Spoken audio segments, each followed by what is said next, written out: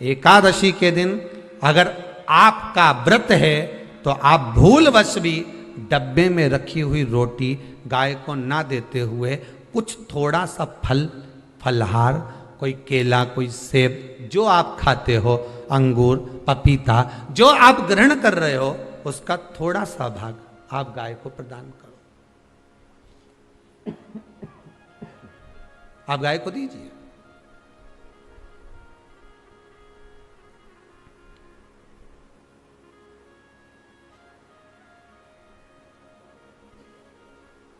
थोड़ा सा भाग आप गौ माता को प्रदान करो, थोड़ा सा।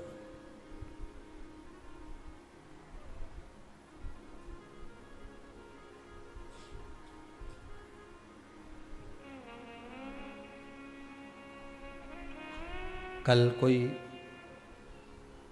भैया परिवार में से कोई आया था मुंबई से,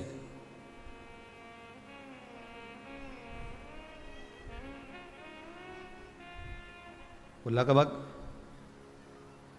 10 किलो बादाम लाया होगा और 10-1 किलो काजू होगा, और कार्यकर्ताओं ने पूछा ये किसके लिए लेकर आए? गौ माता के लिए।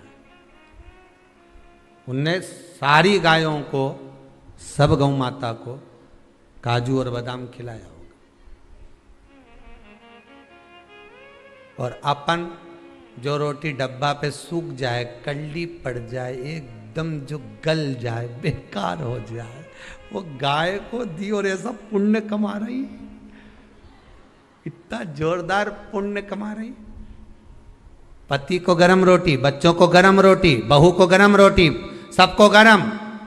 हिंदू धर्म की रीति है सबसे पहली रोटी गाय की। सबसे पहली क्यों बनवाई? कि गाय के मुख में जाएगी तो पितर तर जाएंगे, तो सबसे पहले उठकर जाना था, रोटी बनाकर डब्बे को छोड़कर गैस बंद कर पहले गाय को देकर आना था, फिर रोटी देना चाहिए थी। पर रोटी दी कब?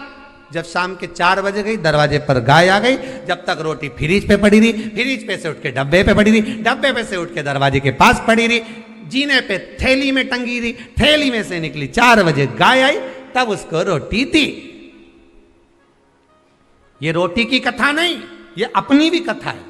रोटी जब ताजी थी तब दे देते तो तुम्हारा कहीं जाता? अरे बोलो तो सही, कुछ बिगड़ता नहीं। रोटी जब गर्म थी, जब ताजी ताजी दे देते तो तुम्हारा कुछ जाता नहीं। पर कब दी? जब वो बेकार हो गई, गल गई, सड़ गई, बेकार हो गई, कल्ली हो गई, तब दी। और ये रोटी अकेले की कथा नहीं, अपनी भी कथा है। बचपन अच्छा था, भगवान को नहीं दिया। जवानी अच्छी थी, भगवान को नहीं दी। अधेड़ी अच्छी थी, भगवान को नहीं दी। जब रोटी गल गई, थर थर कांपे हाथ, पांव से चला नहीं जाए, आंखों से दिखाई नहीं पड़े, कानों से सुनाई नहीं दे, पूरा सोफा सेट निकल गया।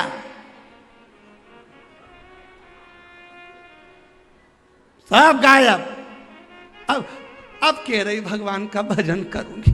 भगवान बोले रेंदेरी कमला नीचे कहा करेगी भजन।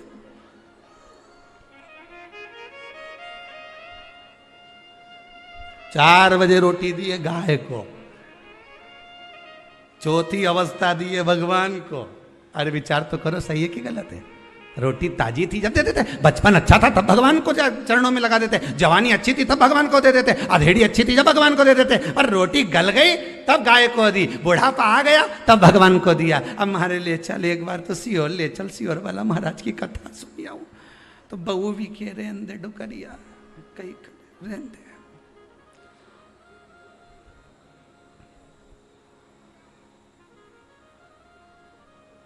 घर में पोता हो गया, सोना की सीढ़ी चढ़ा रहे अम्मा के। अम्मा से मंदिर के 4 सीढ़ी चढ़ी नहीं जा रही, सोना की चढ़ा रहे। और सोना की भी बनवाई तो इतनी सी बनवाई और अंगूठा में फंसा रहा है, चढ़ जा। अब चढ़े कैसे? कोई बड़ी सीढ़ी हो सोना की तो चढ़ भी जाए, वो इतनी सी सीढ़ी। और मुंह में भी अम्मा बोल रही बेटी को दे देना, बेटी को दे दो, इतनी सी सीढ़ी। अब इनने बहू ने विचार करा, अब घर में 4 बेटियां हैं, सभी तो आई हैं, तो इनने पूरी सीढ़ी का एक पाया तोड़, वो सीढ़ी का सारा पाया तोड़ी ने। तो अम्मा से कह दिया ये बड़ी छोरी के दे देते, मंजरी के दे देते, संजरी के दे देते, छोटी के दे देते। और अम्मा ऐसी जोरदार साड़ी का पल्लू मल्लू लई नहीं, ऐसी सीढ़ी का एक एक पाया दे रही है कि जैसे सोने की अंगूठी दे दी। अब दे तो सोना की सीढ़ी चढ़वा।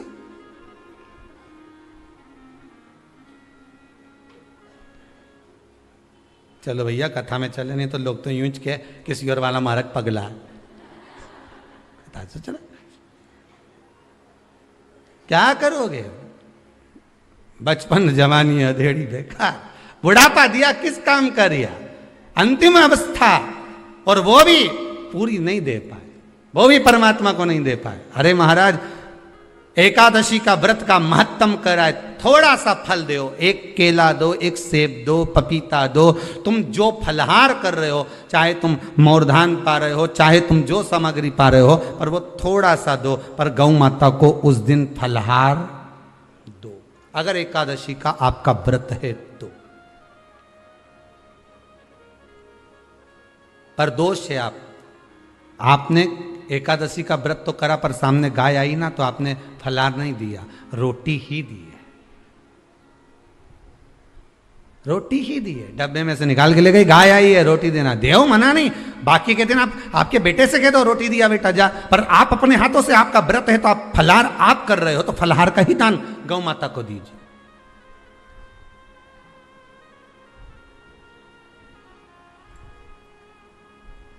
बच्चों से कह दो, जाओ सेवक से कह दो जाओ जरा दे के आओ रोटी, पर आप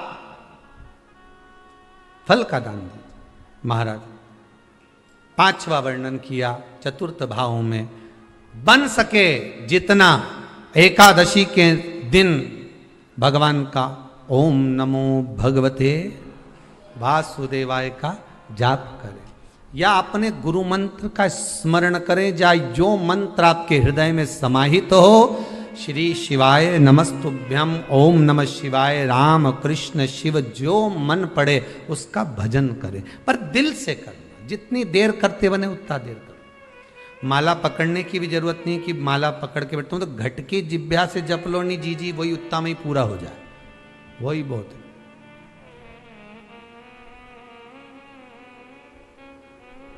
उतना ही बहुत है।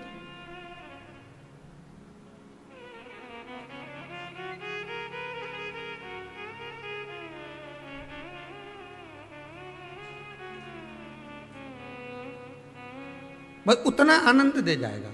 शिव की कथा कर रही है, व्रत शिव महापुराण की कथा कर रहे, व्रत शिव पुराण कर रहे। महाराज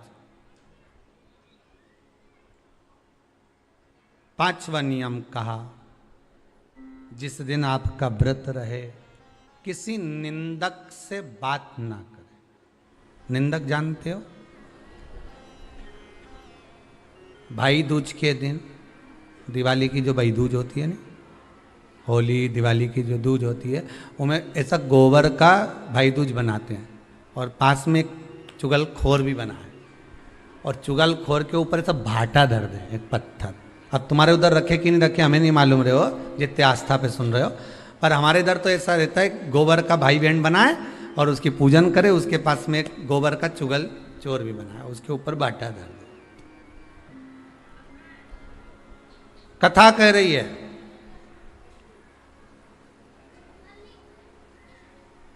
कथा वर्णन कर रही है, निंदक से बात ना करें।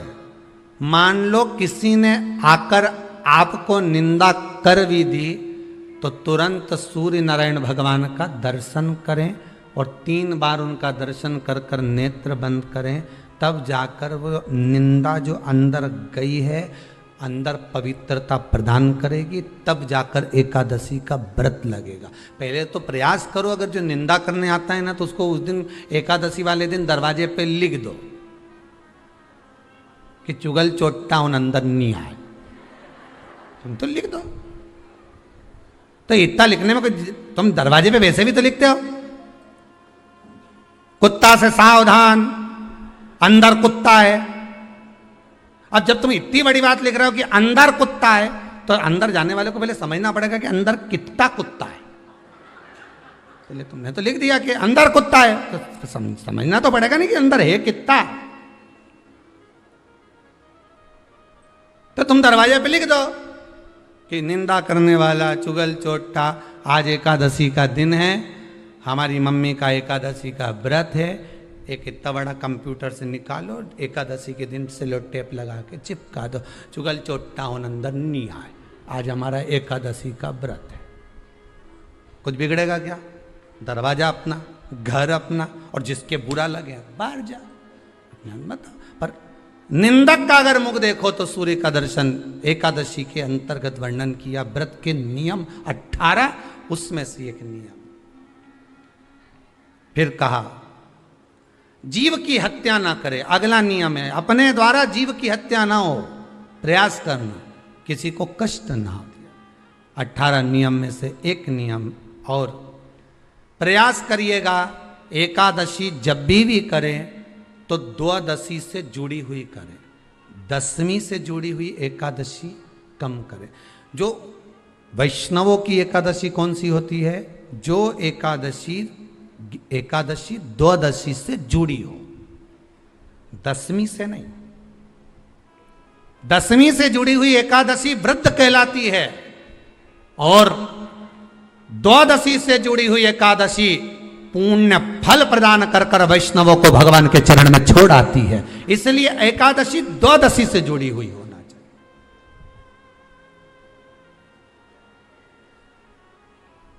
अब कई लोग क्या करते हैं, जो दशमी से जुड़ी हुई एकादशी रहती है ना, उसको करते, पर वैष्णवों की जो एकादशी मान्य है, वैष्णव धर्म की जो एकादशी होती है, वो द्वादशी से जुड़ी हुई होती है, वह 12 से जुड़ी हुई होती है, द्वादशी से जुड़ी होना चाहिए महाराज। तो वो वैष्णव जो एकादशी होती है, वैष्णवों की एकादशी होती है, वो द्वादशी से जुड़ी हुई पूर्णता का सुख देने वाली होती है।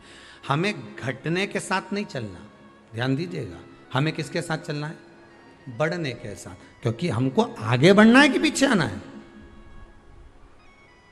वैष्णव आगे बढ़ता है, वैष्णव का धर्म है कि अग्रण्य भाव में चले, इसलिए वैष्णवों की जो एकादशी होती है वो आगे की ओर जाती है, अग्रण्य भाव में बढ़ने वाली, द्वादशी की ओर प्रवेश करने वाली, अर्थात हमारे कदम उन्नति की ओर बढ़े, हमारे कदम आगे वैभव की ओर बढ़े, संपदा की ओर बढ़े, और भगवान के चरणारविंद की ओर बढ़े, ना कि पीछे की ओर हटे। हम दशमी के साथ मिली हुई एकादशी ना करें, हम द्वादशी के साथ मिली हुई एकादशी।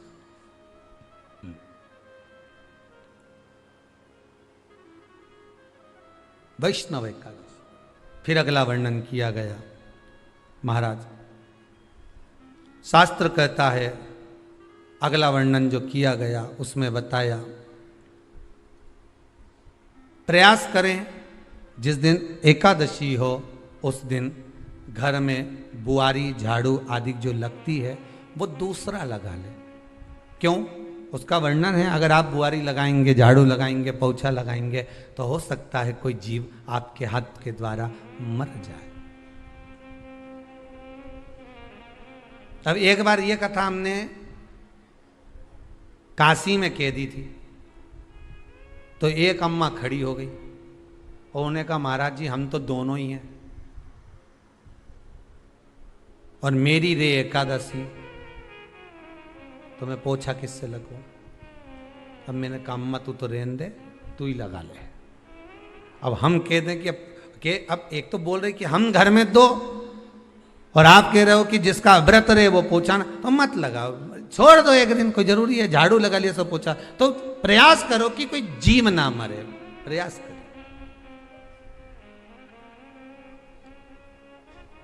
किसी जीव की हत्या ना हो। जैसे चतुर्थी का व्रत करने वाली जो माताएं होती हैं, जो चतुर्थी का व्रत करती हैं, आज भी चतुर्थी मान्य हो रही होगी, तो चतुर्थी का जो व्रत करने वाली होती हैं, जो चतुर्थी का पूजन करने वाली होती हैं, उनके भीतर का एक भाव होता है कि जैसे ही शाम का समय आए चंद्रदेव का पूजन करें, चंद्र जब प्रकट हो जाए, कलश भर लिया, उसके नीचे आखा दाना रख दिया, चावल गेहूं जो भी आप रखते हो पूजन के लिए, ऊपर पात्र आदि रख दिया, जलाशय, फिर अपन ने घी का दिया लगाकर पूजन भी कर ली। तो जो चतुर्थी का पूजन करने वाली होती हैं, जो चतुर्थी का नियम व्रत धारण करने वाली होती हैं, बड़ी बड़ी चतुर्थियां करती हैं या उसका नियम धारण करती हैं, तो चतुर्थी का जो पूजन करती है वो किस चीज के लिए होता है? केवल संतान, पुत्र, परिवार, हमारा कुटुंब, हम जिस कुल में हैं, हमारा कुल वैभव की ओर बढ़े, संपदा की ओर बढ़े, और उसकी आयु बढ़े, उसकी आयु बढ़े, वैभव बढ़े। बहुत ध्यान दीजिएगा महाराज, चतुर्थी की पूजन में जो आप आखा दाना रखते हो, गेहूं वगैरह कुछ भी जो भी रखते हो, उसकी बड़ी महत्वता होती है महाराज।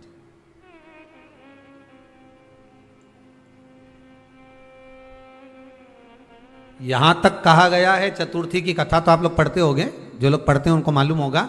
चतुर्थी की कथा में लिखा है, चौथ माता के व्रत में वर्णन किया गया है कि वो आखा दाना जो रखा जाता है, मान लो कोई जरूरी काम होता है तभी आखा दाना को रखा जाता है, संभाल के रखते हैं कि हम इस काम के लिए जा रहे हैं और हमारा ये कार्य सफल होना चाहिए।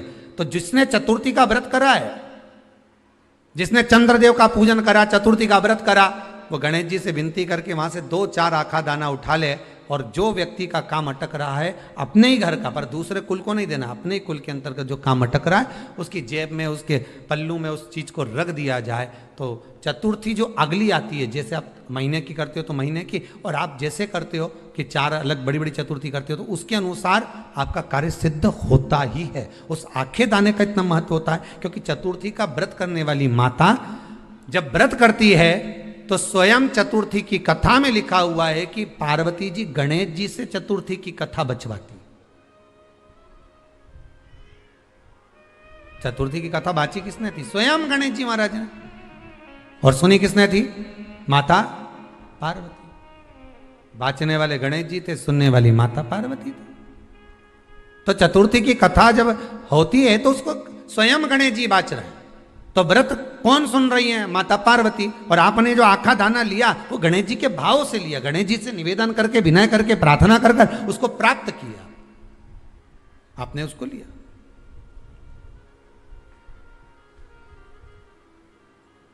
फल प्रदान कर देता है, कार्य की सिद्धता देता है। और एक और चीज ध्यान रखिएगा, जिसको पथरी की बीमारी हो या किडनी लीवर में कोई तकलीफ उत्पन्न हो जाती है, डायलिसिस चल रहा हो या डॉक्टर बोल रहे हो कि चेंज करना पड़ेगा, तो उसके पहले कोई सी भी 4 चतुर्थी, कोई सी भी 4 चतुर्थी, सफेद दुर्वा, जब गणेश शिव महापुराण की कथा बाची थी पिछले वर्ष की, शायद हमारे चैनल पर डली होगी, आप जब जाएंगे तो उसमें प्राप्त होगा। तो सफेद दुर्वा, और दुर्वा का भी वर्णन करा था कि दुर्वा कहां से उत्पन्न हुई थी, दुबा का भी व्याख्यान वर्णन करा था कि दुबा का महत्व क्या है, इसको अमृत क्यों कहते हैं, उसका भी वर्णन करा गया था कि सारे पेड़ पौधों को काट कर पटक दो वो सूख जाते हैं, पर दुर्वा को भले काट लिया, 1 साल बाद वापिस ले जाकर डाल दो और पानी के अंदर दुर्वा हरी हो जाती है, अमृत कहते हैं उसको। तो उसमें सफेद दुर्वा, जिसका किडनी लीवर का प्रॉब्लम होता हो, उसको सफेद दुर्वा बालचंद्र का स्मरण कर कर 7 बार घुमाकर वो सफेद दुर्वा सुबह के समय खाली पेट थोड़ी सी दुर्वा का भाग दांतों से चबा चबा कर उसको निगल लेना चाहिए।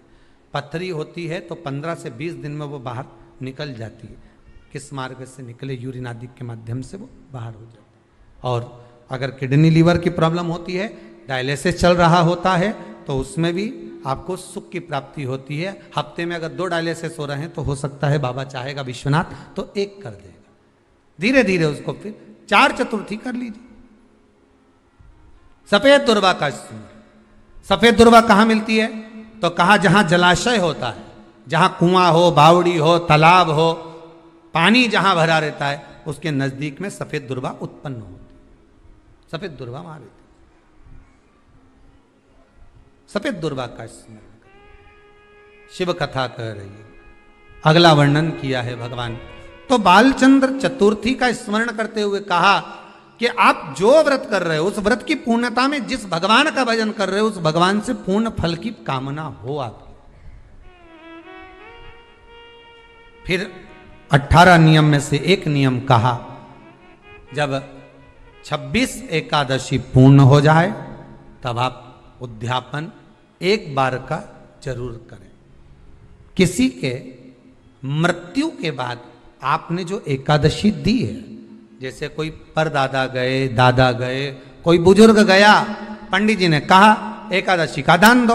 आपने दे दी 5 एकादशी, 4 एकादशी, 3 एकादशी, 2 एकादशी, आपने जो एकादशी दी है, मना नहीं, दो और देना चाहिए। दान धर्म पुण्य तो करते रहना चाहिए, जब मन मिले तब कर दो, मौका मिले तब करो। तो एकादशी जो आपने दी है, और आपने किसी जीव को एकादशी दी है जो चला गया है, उस जीव को जब एकादशी दे देते हो, उसकी 11 एकादशी, 5 एकादशी, 3 एकादशी जितनी आपने दी है उतनी पूरी हो जाती है। उसके बाद में एकादशी का एक व्रत नहीं रखना चाहिए, उसके बाद फिर अगला एकादशी का व्रत धारण करना चाहिए, वापिस फिर पुनः। तो क्या करोगे उस दिन? जिस दिन आपने एकादशी जीव को दे दी, 5 एकादशी दी, तो छठी एकादशी पे क्या करोगे उसको? ये नहीं कि आपको अन्न खाना है, आपको व्रत नहीं रखना, पर आपको अन्न का सेवन नहीं करना।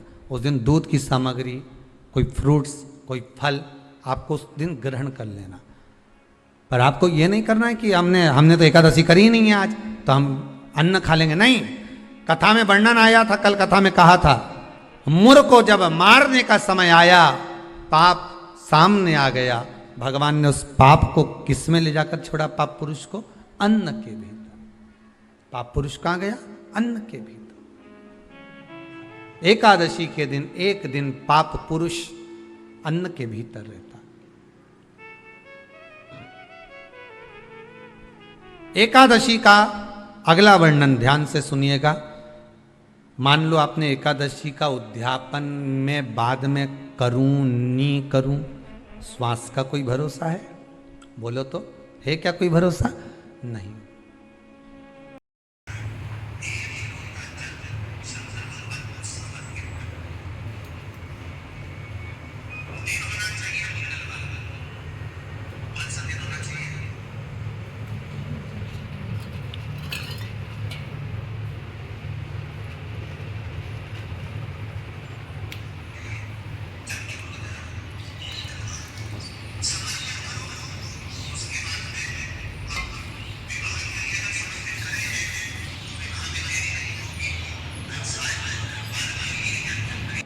कोई भरोसा है कि आप 26 एकादशी पूरी कर पाओगे?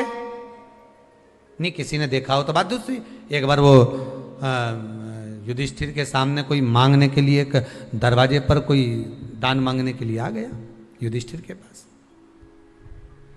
और युधिष्ठिर ने कह दिया, महाराजा युधिष्ठिर बोले कल आकर ले जाना, कल आओ ले जाओ। भीम ने एक ढोल उठाया और बजाना प्रारंभ करा, और साहब बजाया कि सारे लोग इकट्ठे हो गए। सबने पूछा हुआ क्या भीम, कौन सी खुशी की बात है, बात क्या है? तो भीम बोले मेरे भैया ने काल को जीत लिया। काल को जीत लिया मतलब मेरे भैया बोले कि कल आ जाना, हम तुमको दान दे देंगे। मतलब मेरे भैया जानते हैं कि कल तक मरेंगे नहीं, प्राण नहीं छूटेगा, मतलब इन्हें काल को जीता। ये समझ वाली बात है। आप हो, हम हो, कोई भी संसार का मनुष्य काल को नहीं जीता। जन्म मरण परण 3 भगवान के हाथ में है। डॉक्टर ने कह दिया इतनी तारीख तक बच्चा होगा, मालूम पड़े आगे पीछे कभी भी हो जावे, 15 दिन पहले, 8 दिन बाद, 4 दिन पहले, ये तो भगवान क्या कहा, इसको ले जाओ, अंतिम सांसें चल रही है, मर जाएगी कुछ दिन में। मालूम पड़ा घर लिया है, 6 महीना हो गया, 5 बार तो नीचे सुला दिया, गोबर लीप के डुकरिया, फिर जिंदा हो गई वापिस। 4 बार तो फोन लगा के पूछ लिया कौन सा पाठ सुना दें कि निपट जाए, बिस्तर पे सड़ गई। भगवान भी कह रहा है मई रखो, शिव पुराण नहीं सुनी, मई रखो। क्या करोगे लाकर? परण पत्रिका देखकर कह दिया दूसरे महीने में ब्याह हो जाएगा। मालूम पड़े बीच में लॉकडाउन फंस गया, 1 साल तो यूं ही निकल गया। अब फिर पंडित जी से कहा, आपने तो कहा था 2 महीने में हो जाएगा। पंडित जी बोले लॉकडाउन भी तो आ गया था, क्या करें।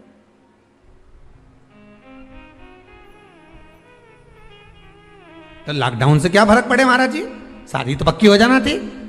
पंडित जी बोले जो इसके लिए बना था हो सकता है उसको कोरोना हो गया होगा, तो भगवान भी दूसरा ढूंढ रहा है, टाइम लगेगा, अभी समय लगेगा। कोई कितना ही कह दे कि इतने समय तक विवाह हो जाएगा, शादी हो जाएगी, पर जब तक उसने बंधन नहीं लिखा तब तक बंधना मुश्किल है। जन्म मरण परण तीन शिव के हाथ है, मेरे भगवान के हाथ में। तीन भगवान के पास में है, तीन वो भगवान के पास रहेगा।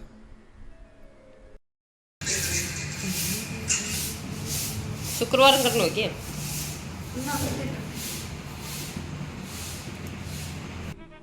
मान लो हमने 7 एकादशी का व्रत कर लिया और उद्यापन नहीं कर पाए, 26 का इंतजार कर रहे थे और उससे पहले निपट गए, तो फिर उद्यापन ऊपर करोगे? अरे बोलो तो सही, उद्यापन कहां करोगे? सारे व्रतों में केवल एक व्रत ऐसा होता है एकादशी का, जिसका उद्यापन पहली एकादशी पर भी कर सकते हो। सारे उद्यापन में केवल एक उद्यापन ऐसा होता है, सारे व्रतों में एक व्रत का उद्यापन ऐसा होता है, वो है एकादशी का। ये जरूरी नहीं कि 26 पूरी होगी तभी तुम करोगे, या तो पहली में ही कर लो या फिर 26 पूरी हो तब कर। पर उद्यापन अगर तुमको ऐसा लगे कि हाँ मैं अभी तो जीऊंगी हो, अभी तुम्हारा बाल भी धोला नहीं हुआ, तुमको ऐसा लगे तो अभी तो मैं तो बढ़िया, तो फिर भले मत करो। पर एकादशी का नियम कह रहा है, एकादशी का यहाँ 18 नियम में से एक नियम कह रहा है कि एकादशी का उद्यापन पहली एकादशी पर भी हो सकता है, पहली पर भी कर सकता है, फिर तुम्हारा मन पड़े तब। क्यों? तो पहली पर करने से क्या फल मिलेगा? तो एकादशी की नियमावली कहती है, अगर मान लो आपने पहली एकादशी पर भी उद्यापन कर लिया, इसके बाद में जितनी एकादशी करोगे वो सारी तुम्हारे खाते में जुड़ती जाएगी। मतलब बैंक में खाता खोल लो, ठीक है, खाता खोल लिया, अब जितना कमाता जाओगा उसमें डालते जाओ, जितनी कमाई करके लाओगे उसमें जमा करते जाओ। एकादशी एक बार उद्यापन पहले में भी हो गया तो बाकी का पुण्य तुम्हारे खाते में आ जाएगा, उसका पुण्य।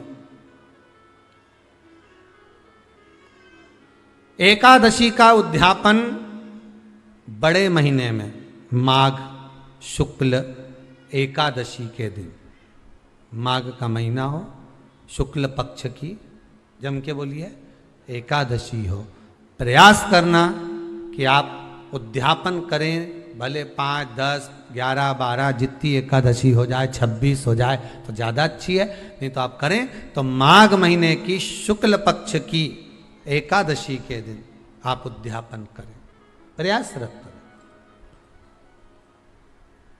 प्रयास। बड़े महीने के अंतर्गत जो उद्यापन, हाँ चतुर्मास के अंतर्गत उद्यापन नहीं होता एकादशी का, बहुत ध्यान दीजिएगा हमारा। ये जो सावन भादो कुंवर कार्तिक जो 4 महीना होते हैं भगवान के शयन करने के, इसके अंतर्गत एकादशी का उद्यापन नहीं होता, और इसके अंतर्गत उद्यापन करना भी नहीं चाहिए एकादशी हमारा। एकादशी का उद्यापन माघ महीने की शुक्ल पक्ष की एकादशी के दिन आप बहुत प्रेम से आनंद के साथ करिए महाराज। परंतु एकादशी के उद्यापन में सबसे ज्यादा अगर कुछ जरूरी होता है तो 24 तरह का नैवेद्य जरूरी होता है। कितने तरह का? 24 तरह का नैवेद्य।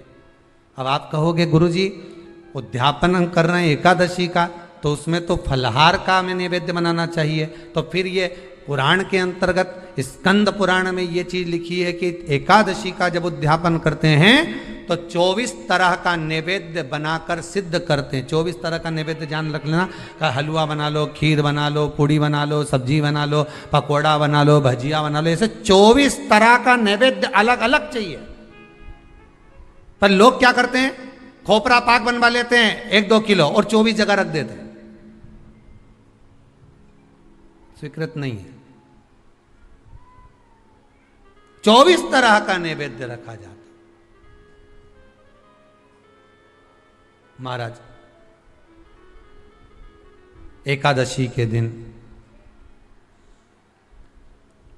भगवान का पूजन का पूरी तैयारी कर कर मंडल आदि बनवाकर विद्वान ब्राह्मण को बुलाकर, कर्मकांडी ब्राह्मण को बुलाकर जो भगवत सेवा में एकादशी का उद्यापन कराए, उन ब्राह्मण के चरणों को नमन कर कर, प्रणाम कर कर एकादशी का पूजन करवाइए और उस मंडल की पूजन कराकर हवन द्वादशी को कराइए। एकादशी को हवन नहीं, एकादशी के उद्यापन का जो हवन होता है वो द्वादशी को।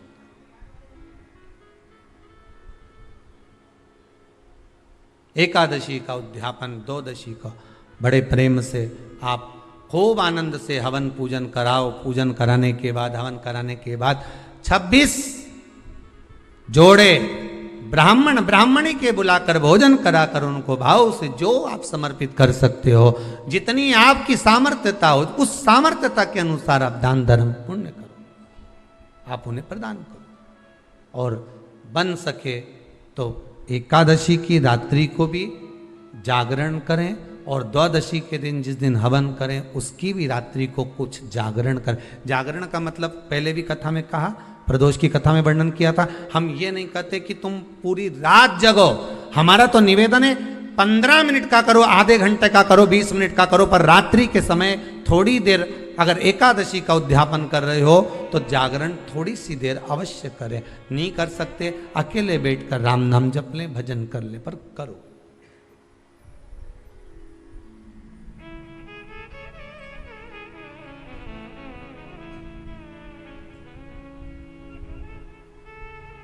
भगवान का भजन करो, किसी भी रूप में करो।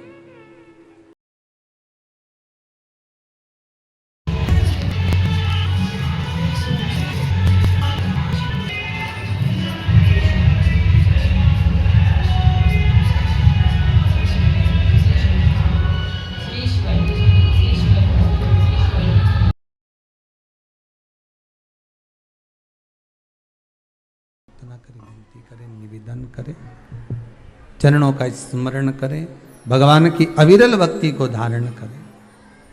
26 ब्राह्मणी को जोड़े से भोजन कराकर कुछ भेंट देकर विदा करें। ऐसे एकादशी के उद्यापन का वर्णन किया गया। एकादशी का उद्यापन सुख प्रदान करने वाला, आनंद देने वाला, भगवत रस तत्व को संजोने वाला। महाराज शिव महापुराण की कथा में वर्णन आता है कि माता पार्वती जितने व्रतों को धारण करती हैं, माता जितने व्रतों को भगवान शिव के लिए जितने व्रत करती हैं, माँ सारे व्रत भगवान शंकर स्वीकार करते हैं। एक बात हमारे जीवन में आप उतार कर रखी है कि आप सोमवार का व्रत कर रहे हैं या मंगलवार का व्रत कर रहे हैं, बुधवार, गुरुवार, शुक्रवार, शनिवार, प्रदोष, एकादशी, जो भी व्रत धारण कर रहे हैं, जो भी व्रत आप अपने जीवन में उतार रहे हैं, कर रहे हैं, प्रयास करना कोई व्रत, कोई पूजन, कोई पाठ, कोई अनुष्ठान आप अपने लिए करो, दूसरों को बर्बाद करने के लिए नहीं। उसका ऐसा हो जाए मैं माता जी को चुनरी चढ़ाऊंगी, नहीं। उसका ऐसा हो जाए, उसका ऐसा हो जाए, नहीं नहीं, आप अपने लिए करो ना।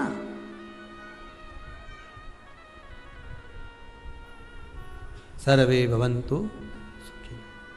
अगर आप व्रत कर भी रहे हो तो किसी के बुरा करने के लिए नहीं। अगर किसी के यहां जाकर आप पूछ भी रहे हो कि महाराज हमारे कहीं चले गए और कहा कि हम दुखी हैं, और कोई कह दे कि तुम तुम्हारे पड़ोसी से दुखी हो या तुम्हारे उनसे, तो उनके लिए हमें कुछ बुरा नहीं करना। आप अपना अच्छा करवाते जाओ। क्या बोल रहा है, क्या कर रहा है, क्या चाहता है, अपने को उससे मतलब नहीं कुछ भी। बोले बोले तो बोले, हमें नहीं चाहिए, मतलब ही नहीं हमें किसी के महल और अटारी से। उनकी बिल्डिंग 4 मंजिल की बन गई, बन जाए तो उनके यहाँ 4 व्हीलर गाड़ी आ गई, आ जाए तो बस वो हाईवे पे चल रहे हैं, हम दचके वाली पे भक्ति के बल पर चल रहे हैं। जब मेरा भगवान देगा तो छप्पर फाड़ कर देगा, ऐसा देगा कि कि शिव महापुराण की कथा भी करवा देगा, यह पक्का है। बस उस पर विश्वास रखो, भरोसा रखो, उससे निवेदन करो कि कृपा कर देना, जीते जी शिव जी तुम्हारी कथा करवाना, जीते जी करवाना। मरने के बाद की कोई गारंटी नहीं दादा, मरने के बाद तो लोग अपने को तो शमशान छोड़ आते, बाद में नुक्ति और सेव खाते। हाँ, हमें उससे मतलब नहीं, हमें तो जीते जी करा, बस मरने के बाद की कोई बात।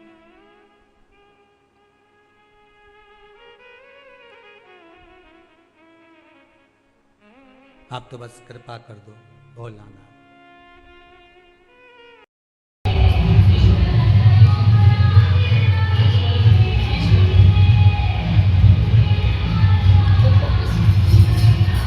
जब भी सुना एक ही बात सुनी कि तूने चोर को कुबेर बना दिया। तुम इतना तो कह सकते हो, जितने आस्था पे सुन रहे हो ना, तुम इतना तो कह सकते हो। जब भी सुना एक ही बात सुनी कि चोर को कुबेर बना दिया। क्या मैं चोर से भी बदतर हूं जो अभी तक मुझे देने में पीछे हटे हो? क्या मैं उस चोर से भी गई बीती हूं? क्या मैं चोर से भी गया बीता हूं जो अभी तक मेरी नहीं सुन रहे हो? रोज झोली फसारती हूं, रोज झोली फैलाकर कहती हूं कि बाबा कृपा अब कर दे। इतना तो उससे कह सकते हो, उसको थोड़ा सा तो याद दिलाओ कि चोर को कुबेर बनाया था। और मैं तो उससे भी गई बीती हूं क्या? जब वो सुनेगा देगा, दिल से कहना परंतु दिखावे से नहीं, दिल से कहना। तेरे दरबार की बाबा निराली शान देखी है, तुझे देते नहीं देखा पर झोली भरी देखी है। तू कृपा करेगा तो जरूर होगा। माना मैं पापी हूं, माना मैं कपटी हूं, माना मैं चली हूं, माना मैं प्रपंची, मुझे कुछ नहीं आता, पर एक काम तो आता।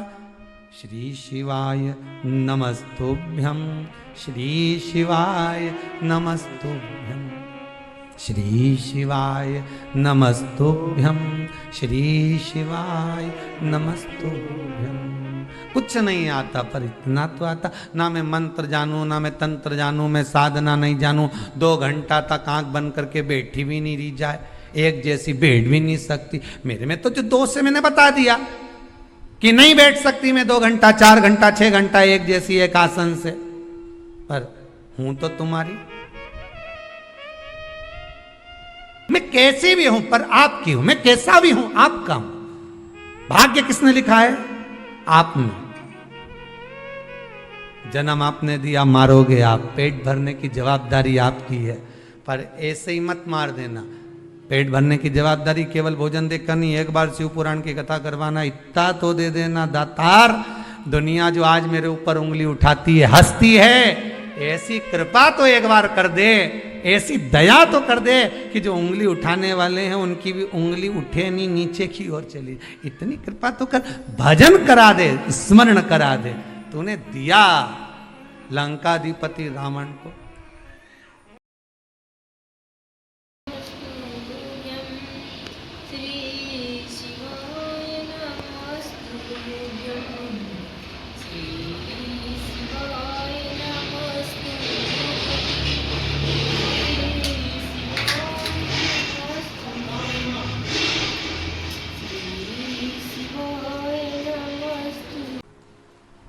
जब तक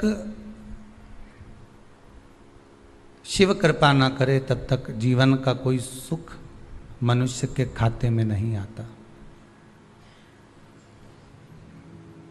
अगर संसार सागर के रहने वाले इस मानव के खाते में थोड़ा सा भी सुख, थोड़ा सा भी अगर कोई आनंद प्राप्त हो रहा है तो ये भगवान को धन्यवाद देना कि शिव की कृपा से प्राप्त हो रहा है।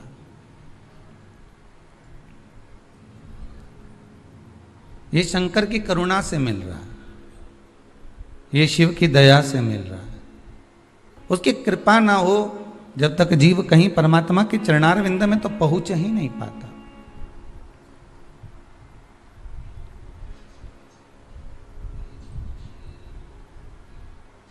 आप गुरु जी के दरवाजे पर जाएं, परमात्मा के दरवाजे पर जाएं, शिव के दरवाजे पर जाएं, और दुनिया का कोई व्यक्ति आपसे कहे कि आपका जो है दुख वहां जाकर समाप्त हो जाएगा।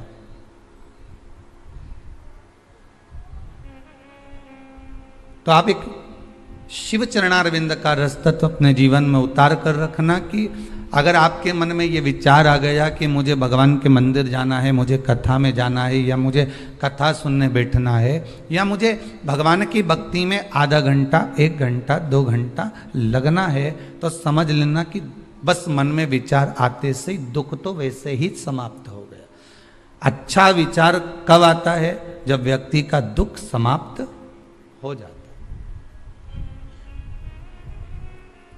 अच्छा विचार तो तभी आएगा ना जब दुख समाप्त होगा, जब तुम्हारे भीतर से पाप कर्म चला जाएगा। अच्छा विचार तो व्यक्ति के जीवन में तभी प्राप्त हो सकता है जब उसके विचार अच्छे हो, उसकी सोच अच्छी हो, उसके भीतर कुछ निर्मलता का भाव होगा तो वह अच्छा कर्म करने का प्रयास करेगा। मनुष्य का जीवन, मानव की देह जो है, जब व्यक्ति के भीतर पाप कर्म बहुत सारा समाहित हो जाता है, पाप कर्म बहुत सारा रह जाता है, पाप कर्म जब मनुष्य के भीतर बहुत एकाग्रित हो जाता है, तब व्यक्ति पाप कर्म की ओर ही अग्रण्य होता है, वह पुण्य की ओर नहीं जा सकता।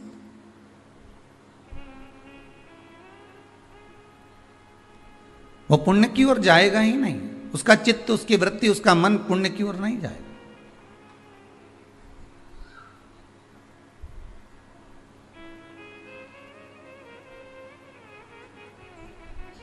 महाराज बहुत अच्छी संगत में बैठ गए और उस संगत से निकलकर आप बेकार संगत में पहुंच गए, और बेकार संगत में पहुंचने के बाद फिर आपने वही बेकार कर्म करना प्रारंभ कर दिया। अजामिल की कथा, श्रीमद् भागवत कथा में अजामिल एक ब्राह्मण है।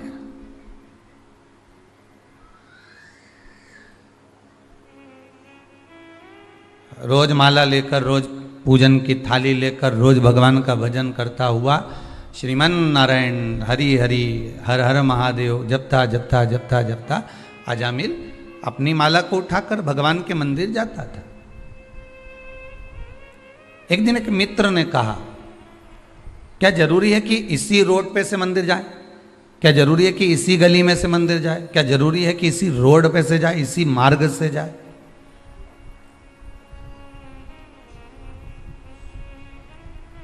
जिसको गली नापने की आदत होती है ना, रोड नापने की आदत, कई बार माताएं अपने बच्चे से कह देती है, नापिया रोड, नापिया गली। माता कई बार गुस्से में आकर कह देती है कि गली नापिया या रोड नापिया। मतलब रोड नापना मतलब इसकी आदत है कि ये जाएगा इस गली से और आएगा ना जाने कौन सी गली से घूम फिर कर। अगर कहीं का इंतजार भी करता रह जाए कि अब यहीं से आने वाला है, आने वाला है, आने वाला है, मालूम ही नहीं पड़ेगा कौन सी गली में से घुस कर आएगा, कब प्रवेश कर जाएगा और कब घर में आ जाएगा, इसका कोई ठिकाना ही नहीं।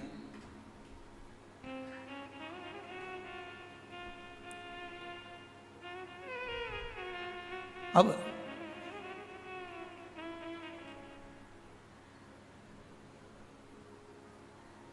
अजामिल की आदत थी एक ही मार्ग से जाना, उस मार्ग से भगवान का दर्शन करना, थोड़ी मंत्र जाप करते करते, माला जपते जपते, भजन करते करते चले जाता था और जाकर दर्शन कर कर वापिस आ जाता। आज एक मित्र मिल गया,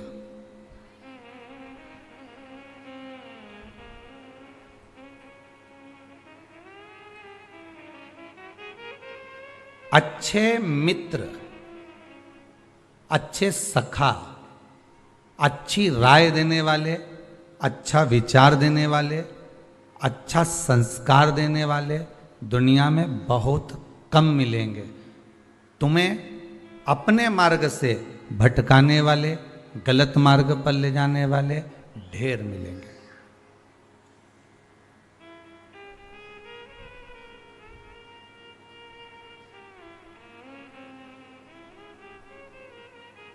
ढेर प्राप्त हो जाएगा।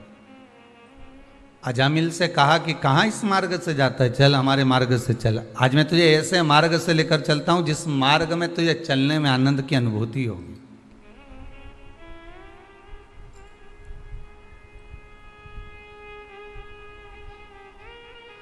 शायद आपने भी सुना होगा, हमने भी हमारे गुरु जी के मुख से सुना था, आपने भी आपके गुरु के मुख से सुना होगा, कभी जीवन में कहीं पढ़ा होगा कि भक्ति का पथ, भक्ति का मार्ग बड़ा आड़ा टेढ़ा होता है। भक्ति का पथ, भक्ति का मार्ग बड़ा उबड़ खाबड़ होता है, बड़ा आड़ा टेढ़ा होता है, ये बहुत सीधा नहीं हो सकता। पाप का मार्ग, गलत संगत का मार्ग, गलत जगह जाने का मार्ग बहुत अच्छा होता है, बहुत अच्छा।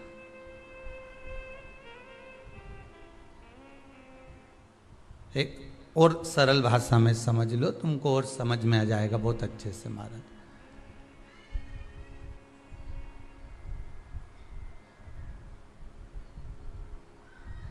बहुत अच्छा भोजन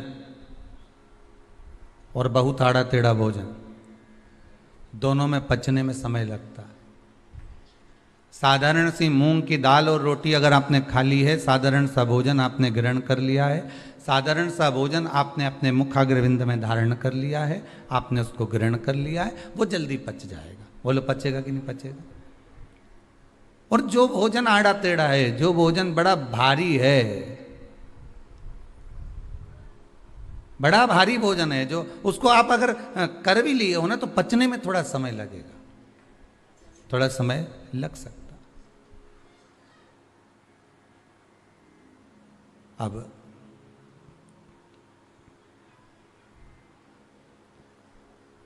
भक्ति का मार्ग बड़ा आड़ा टेढ़ा होता है।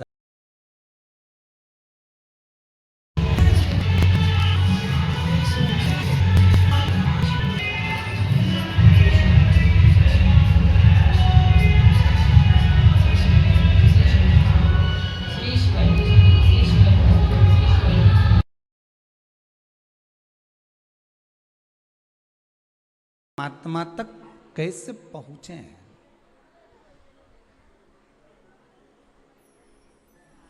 मार्ग बड़ा कठिन है। गुरु कहते हैं कि भक्ति का जो पथ है, भक्ति का जो मार्ग है, बड़ा आड़ा टेढ़ा है, बड़ा आड़ा टेढ़ा। और भक्ति का मार्ग जो आड़ा टेढ़ा है ना, इस पे थोड़ा कष्ट तो होगा, मना नहीं है, पर सीधा रास्ता जो एकदम, दोनों में बहुत अंतर है। जरा बहुत ध्यान से सुनिएगा कथा। व्रत की कथा चल रही है, व्रत शिव महापुराण की कथा, और इस कथा को अगर आप समझ गए तो जीवन सार्थक हो गया आपका। बहुत सावधानी से सुनिएगा। भक्ति का पथ आड़ा टेढ़ा, भक्ति का मार्ग थोड़ा सा उबड़ खाबड़, उसमें खड्डे ज्यादा हैं। और पाप का जो मार्ग है ना, बेकार जो मार्ग है ना, एकदम हाईवे क्लीन, सीधे इंदौर से चले भोपाल 2 घंटा 2.5 घंटा में टच। अच्छा, अब एक बात आपसे पूछेंगे, जितने लोग आस्था पर कथा सुन रहे हैं, जितने फेसबुक यूट्यूब पर सुन रहे हैं, बहुत ध्यान से बताना भाई। जिस रोड में खड्डे बहुत होते हैं उसमें एक्सीडेंट ज़्यादा होते हैं कि जो एकदम क्लीन होता है उस पर एक्सीडेंट ज़्यादा होते हैं? जो एकदम क्लीन है, इतने से समझ गए ना तुम पूरी कथा। बस आज की कथा अक्षतम केसों कर दें और के बचिए, इतना ही समझना है बस। भक्ति का मार्ग आड़ा टेढ़ा होता है, खड्डे ज्यादा होते हैं, थोड़ा सा लोग ताने भी देंगे, अपशब्द भी कहेंगे, दुनिया के लोग कहेंगे बताओ ये बस 2 बजे नहीं और टीवी खोल के बैठ जाए, रिमोट भी अपने पास में छुपा के रख ले, बेचारा छोरा छोरी के नहीं दे है? वो बेचारे कथा सुनने में उनका मन नहीं लगे, उनका चाहिए डोरेमोन, और इनको चाहिए भोलेनाथ। अब थोड़े ताने भी मिलेंगे, थोड़ी गालियां भी मिलेगी, थोड़े अपशब्द भी मिलेंगे, थोड़ा तपना भी पड़ेगा, थोड़ा सा तपना पड़ेगा। भक्ति के पथ में आड़ा टेढ़ा खड्डे वाला मार्ग है, तो थोड़ा थोड़ा बस गाड़ी थोड़ी धीमे धीमे चलेगी है।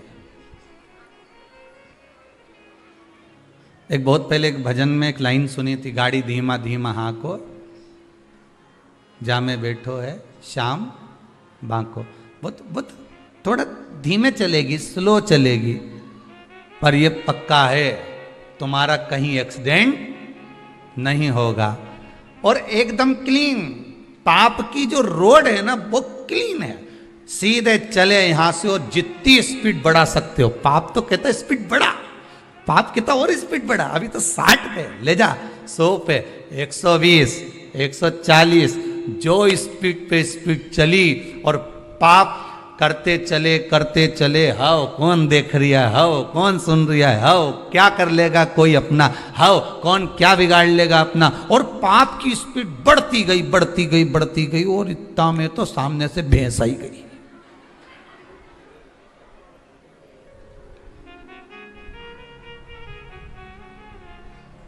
स्पीड इतनी तेज थी और सामने से जो भैंस दिखी, अब गाड़ी कहां टर्न करेगा, इधर से दूसरी आ रही, और इधर पीछे दूसरी, और इधर डिवाइडर, और कहाँ चढ़े। तो इन्हें कहा तो गए बस।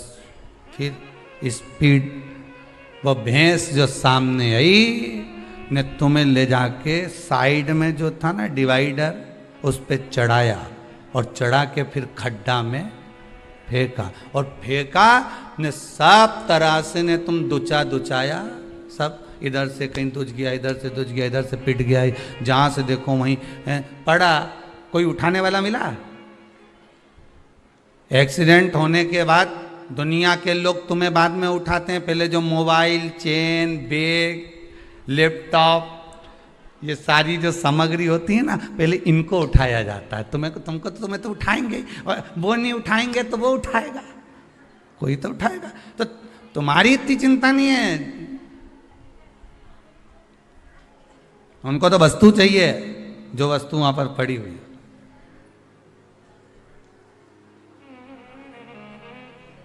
तुम्हारे लिए तो फोन लगा दिया जाता है 108 पे, कितना 108। सारी दुनिया वालों को भी मालूम है कि 108 बार जपोगे तो ही में आएगा, नहीं तो नहीं आने वाला। 108 पे फोन लगा दिया।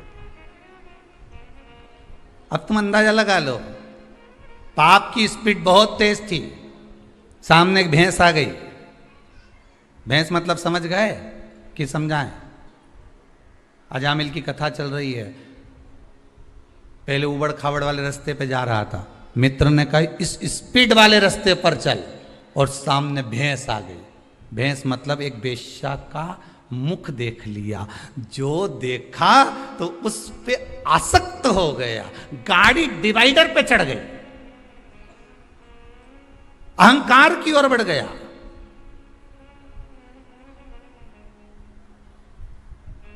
अब भैंस तो अपने रास्ते से जा ही रही थी ना, अब बीच में भैंस अपने रास्ते से जा रही, उसको तो उधर जाना था। वेश्या ने एक बार भी अजामिल को नहीं देखा था, एक बार भी, पर जो गाड़ी चढ़ाई नहीं तो उनके तो ध्यान में रही नहीं कि सामने भैंस है, इनके तो ध्यान में था। अजामिल को मालूम था कि सामने बड़ी सुंदर स्त्री बैठी है, बहुत सुंदर है, और केश झड़ा रही है और सुंदर श्रृंगार करी हुई है, बस इसको तो वो भैंस पे देख के एक्सीडेंट हो गया। और अजामिल का जो एक्सीडेंट हुआ तो इन्हें तो बस जाके खड्डा में गिर गया। मतलब आखिरी में क्या हुआ तो कि मैं तो इससे शादी करूंगा, चाहे कुछ भी हो जाए। गांव के लोगों ने समझाया तो इतना मंदिर जाता था, पूजन करता था, भगवान शंकर के जल चढ़ाता था, श्रीमन नारायण करता था, हरिहर करता था, सारी दुनिया का राम राम कृष्ण कृष्ण करता था, भगवत भजन करता था। अब ये कहाँ खड्डे में गिर गया तो कि कुछ भी हो जाए खड्डे में पड़ा है। तो दुनिया के लोगों ने भी सोच लिया अच्छा है, लैपटॉप ले चलो, मोबाइल ले चलो, इसका जो चेन अंगूठी सब ले चलो। तो खड्डे में पड़ा हुआ व्यक्ति जब देखता है ना दुनिया का लोग, तो सब अपना अपना संबंध तोड़ देते हैं। फिर हाँ पड़ा है तो पड़े रहने दो, कई कर, अपन तो अपना लैपटॉप लो नहीं बढ़ो, अपन तो मोबाइल लो नहीं बढ़ो। और पड़ा, अब पड़ा पड़ा पड़ा, आखिरी में कोई उठाया, भाई वैश्या उस अजामिल को मिल गई। भागवत जी की कथा में लिखा है, हो आपने भी 50 बार श्रवण करा होगा। और वो बस तरीका थोड़ा सा चेंज है। आपने सुना होगा जिस तरीके से हम तो आपको एक उबड़ खाबड़ रास्ता और एक हाईवे, ये दो रास्ते को समझाना है। अब आप कौन से रास्ते पे जाते हो वो आपकी मर्जी है।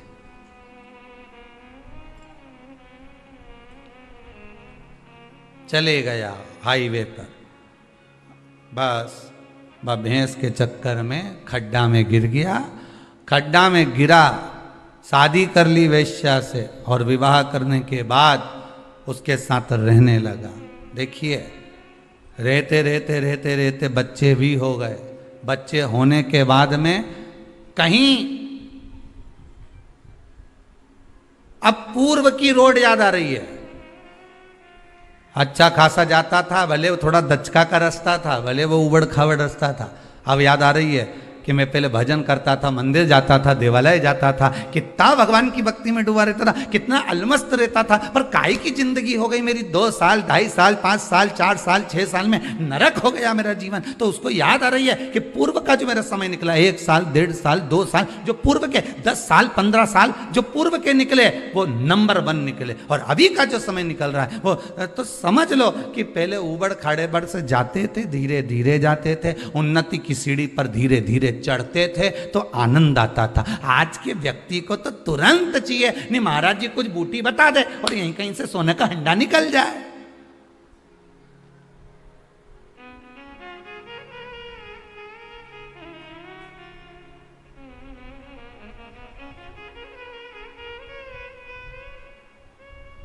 किसी के चक्कर में मत पड़ो।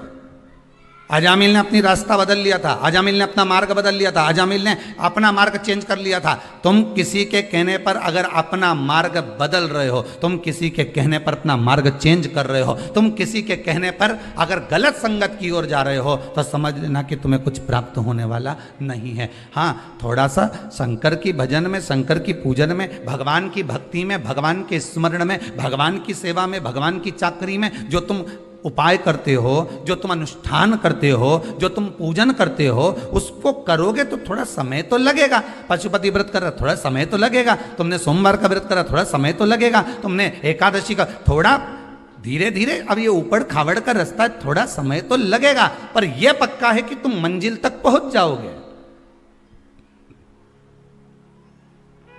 पर आज के जमाने में तो लोगों को तुरंत चाहिए, तुरंत। और एक बात आप लोगों से हाथ जोड़कर कहेंगे, सियोर वाला महाराज को ना तो कोई विद्या है, सही मायने में देखा जाए तो यहां तो पढ़ना नहीं आए, ना कोई विद्या, ना कोई मंत्र, ना कोई तंत्र। यहां तो एक ही मंत्र है, श्री शिवाय नमस्तुभ्यम। शिव महापुराण की विद्येश्वर संहिता का एक मंत्र जो हमने ग्रहण करा, हमने आपको दे दिया। आप जप लो, आप ग्रहण कर लो।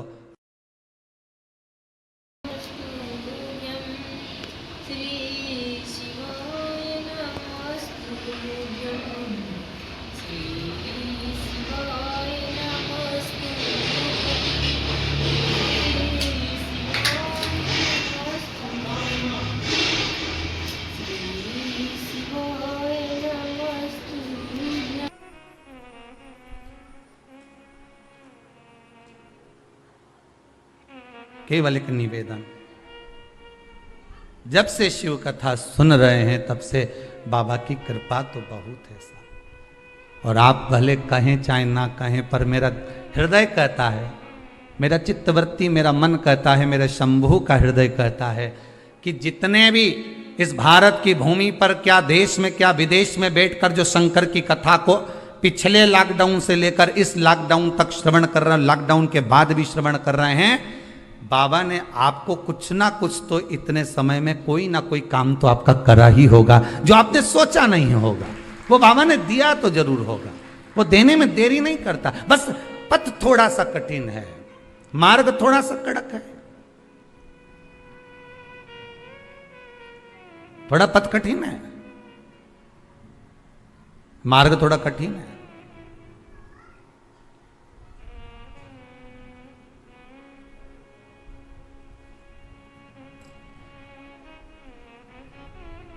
ये मार्ग जो कठिन है, बड़ा कठिन मार्ग, बड़ा कठिन। और इस मार्ग को ही तो सरल करना है, इस मार्ग को ही तो सहज करना है।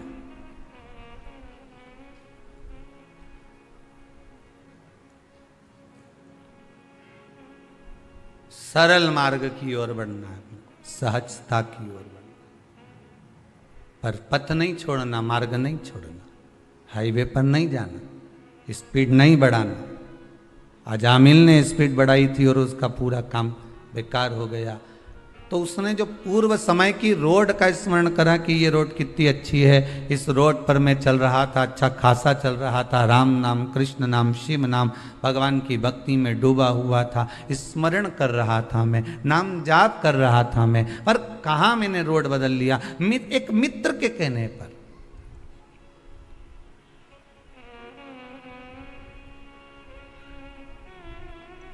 एक कौवे की एक हंस से दोस्ती हो गई, बड़ी अच्छी, दोनों बेस्ट फ्रेंड बन गए, पक्के दोस्त बन गए। एक दिन कौवा हंस से बोला, भाई मुझे बहुत भूख लग रही है, तो कुछ लाना। अब हंस गया तो मोती उठा कर ले आया, क्योंकि हंस तो मोती चुगता था। ले ये मोती ले। कौवे ने जैसे ही अपनी चोंच में मोती को लिया तो कौवे की चोंच ही टूट गई। कौवा पूछा, तू खाता कैसे होगा रे इसको, मोती कैसे चुगता होगा? हंस बोला, सीधी सी बात है, लाओ। हंस ने मोती लिया, मुख में लिया, पेट में डाला। ओ कौवा बोला, हम तो नहीं खा सकते दादा, हमारे बस की बात नहीं है। इस शिव महापुराण रूपी मोती को चुगना कौओं के बस की बात नहीं है।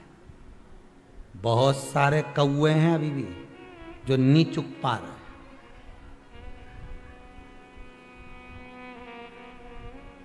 मोती हंस चुगता है, कौवा नहीं चुग सकता।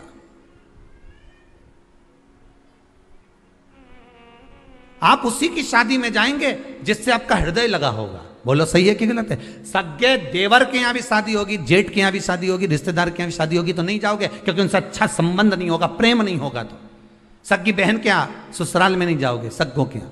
और अगर किसी पराये की भी शादी है और उससे अगर प्रेम है तो तुम पहले उसके यहां जाओगे।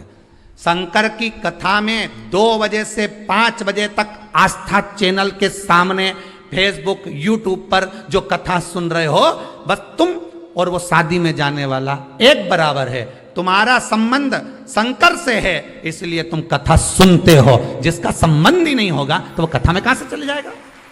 उसका मन कथा में कहां से पहुंच जाएगा? उसकी चित्तवृत्ति कथा में कहां से चली जाएगी? क्योंकि वो कथा में जुड़े, उससे उसका संबंध है ही नहीं, वो जुड़ ही नहीं पाता, पहुंच ही नहीं पाता। ये चित्त, ये मन, ये हृदय जब हमारा जा रहा है भगवान की कथा में, भगवान के चरणारविंद में, तो ये विश्वास मानकर चलना कि तुम्हारी चित्तवृत्ति भगवान में क्यों जा रही है, क्योंकि भगवान आपका। ये चित्तवृत्ति आप मानकर चलिए कि भगवान आपका स्नेह, भगवान आपको चाहता है कि ये मेरे सत्संग में जुड़े, मेरे स्मरण में जुड़े, मेरे भजन में जुड़े। करा जाए, क्या करा जाए महाराज? अब कौवे ने हंस से कहा, कौवे ने हंस से कहा,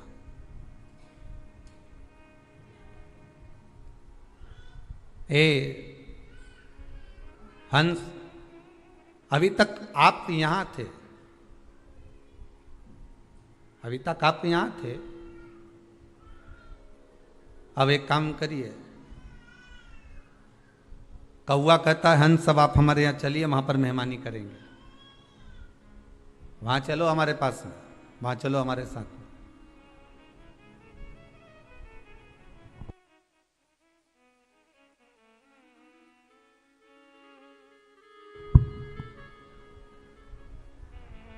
कौवा हंस से बोला कि अब आप हमारे यहां चलिए,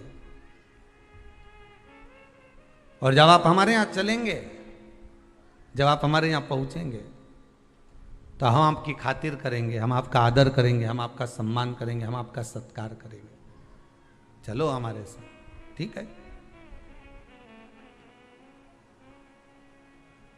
अब हंस चला कौवे के साथ। कौवा कहाँ रहता था? शमशान में। बड़ के पेड़ पे बैठ गया, बट वृक्ष के ऊपर। अब जैसे ही बट वृक्ष के ऊपर बैठा और इतने में हंस बोला मुझे भूख लग रही है। कौवा गया अब भी लाता हूं। मांस पड़ा हुआ था, कौवे ने उठाया, ला कर दिया। हंस बोला मैं नहीं खा सकता ये, दादा तू ही खा, मेरे बस का नहीं है। दोनों बात कर रहे थे, नीचे एक राजकुमार बैठा हुआ था, उसके ऊपर कौवे की चोंच से वो मांस नीचे गिर गया। राजकुमार को क्रोध आ गया, बहुत तेज क्रोध राजकुमार को आया। राजकुमार ने उठाया अपना धनुष और बाण और तुरंत निशाना साधा। जैसे ही बाण छूटा, कौवा भाग गया, हंस को लग गया, हंस नीचे गिर गया, हंस नीचे गिरा। राजकुमार ने आकर कहा, हंस देव मैंने तो कौवे को बाण मारा था, चोट तो कौवे को लगना था, आपको लग गया, क्षमा चाहता हूं, आप नीचे गिर गए। हंस कहते हैं गलती आपकी नहीं, गलती मेरी है कि मैंने गलत से संगत कर ली थी, गलत दोस्ती कर ली थी। एक गलत संगत, मेरा मित्र बन गया था कौवा, और उस कौवे की संगत में जब मैं आ गया था तो कौवे की संगत में आने का कारण ये हुआ कि जो बेकार काम करने वाला होता है, जो बेकार कर्म करने वाला होता है, वो बेकार काम करके तो भाग जाता है, पर अच्छा व्यक्ति धरा जाता है। बेकार काम करने वाला मन टिकेगा नहीं।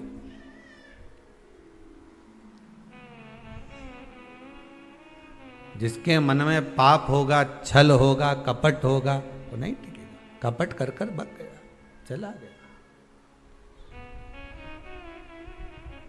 बेकार काम करने वाला कहां टिकेगा?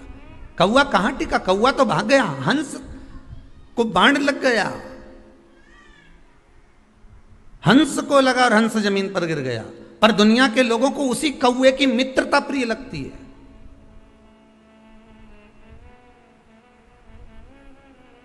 दुनिया के लोगों को वही कौवा प्रिय लगता है।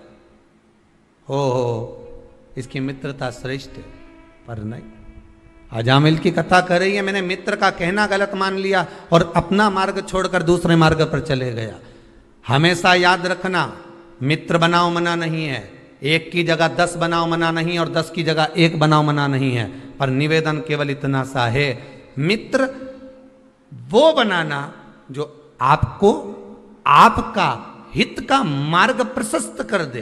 अहंकार अगर आपके जीवन में आए तो मित्र खड़ा होकर कह दे क्यों रे इतना कड़ क्यों रहा है, अहंकार का कितना गुणगान क्यों कर रहा है। मित्र वो बनाना, अगर आप गलत मार्ग पर जा रहे हो तो पकड़ कर लाकर तुरंत खड़ा कर दे। आप गलत मार्ग पर जा रहे हो तो आपके माता पिता के पास जाकर खड़ा हो जाए कि आपका बेटा गलत मार्ग पर जा रहा है, गलत व्यसन में पड़ रहा है, गलत जगह पर जाकर बैठ रहा है। मित्र वो होना चाहिए जो आपकी गलतियों को बार बार छांटता रहे।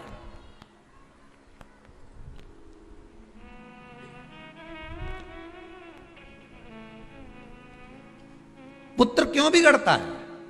पुत्र बिगड़ने का कारण क्या है? बेटा अगर मदिरा का पान कर रहा है, बेटा अगर मांसाहार कर रहा है, व्यसन कर रहा है, बेटा अगर तंबाकू खा रहा है, कुछ गलत खा पी रहा है, तो उसमें किसी दूसरे का दोष नहीं है, दोष अपना है। दूसरे को दोष मत देना कभी भी, दोष तुम्हारा है। पहली बार गलत काम करके आया था, उसी दिन मां मुख पर 2 धर के देती, पूरे तन के कपड़े उतार देती, नग्न अवस्था में ले जाकर बाहर चौराहे पे खड़ा कर देती और वहीं रख रख कर मारती। बेटे की हिम्मत नहीं थी कि दूसरी बार गलती कर देता। पर मां तो आई, गलत काम करके आ गया, तेरा बाप देखेगा, तेरा पिता देखेगा। मां ने और कम्बल लाकर डाल दिया, रजाई डालकर उसको सुला दिया। जैसे ही मां ने रजाई डालकर सुलाया, बेटे ने सोच लिया कि मेरा पक्ष लेने वाली मेरी मां है, तो बेटे ने भी गलत काम प्रतिदिन करना प्रारंभ कर दिया। जब आप पक्ष नहीं लोगे, गलत काम को सामने प्रकट कर रख दो कि इसने गलत किया है,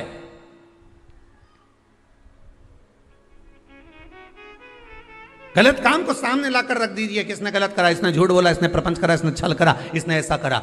आप सुधार सकते हो, मौका है आपको सुधारने का कि हाँ इसने गलत करा है तो अपन को सुधारना है। पर दुनिया के लोगों की आदत होती है कि उस पर रजाई डालने की, पर्दा डालने की, छुपाने की, और छुपा लो और छुपा और छुपा, छुपाते छुपाते एक दिन ऐसा आता है कि उसको सुधारने वाला, संवारने वाला कोई नहीं मिल पाता, और एक दिन वो गटर में पड़ा हुआ ना जाने किस तरह से प्राणों को त्याग देता है कि माँ को भी रोना पड़ता है, परिवार को भी रोना पड़ता है, मित्र भी रोते हैं। अच्छी जगह ले जाकर बिठाने का प्रयास करना।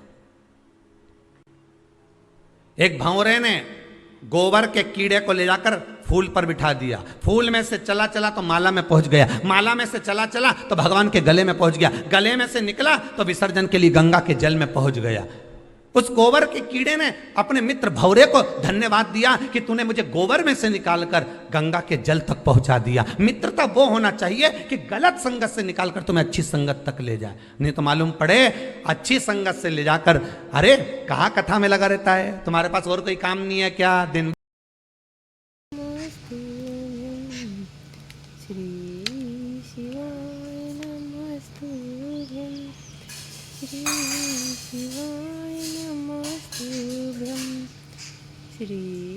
शिवाय नमस्तुभ्यं।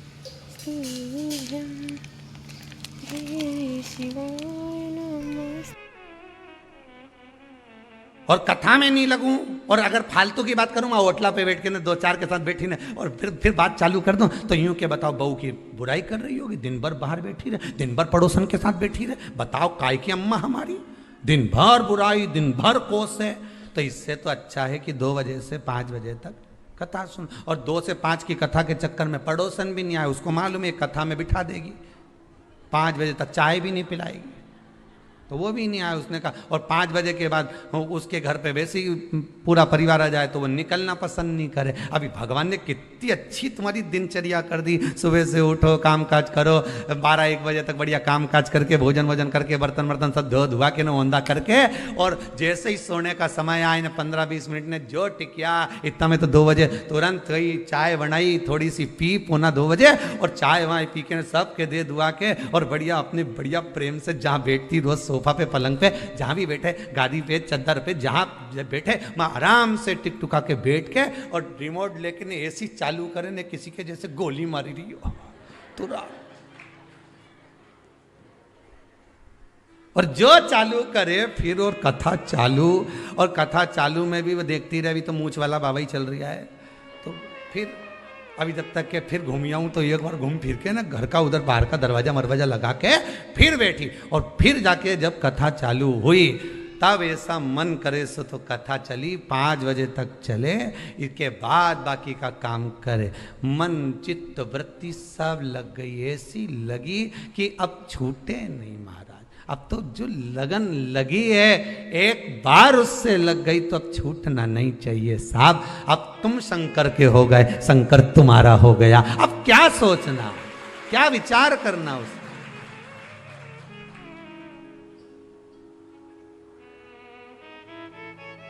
आज किसी ने प्रश्न लिख के भेजा है, कहीं दूसरी जगह से आया है, डाकघर के द्वारा आया हुआ, उसमें लिखा था गुरुजी से एक प्रश्न करना है, और घर के पते पर भेजा था।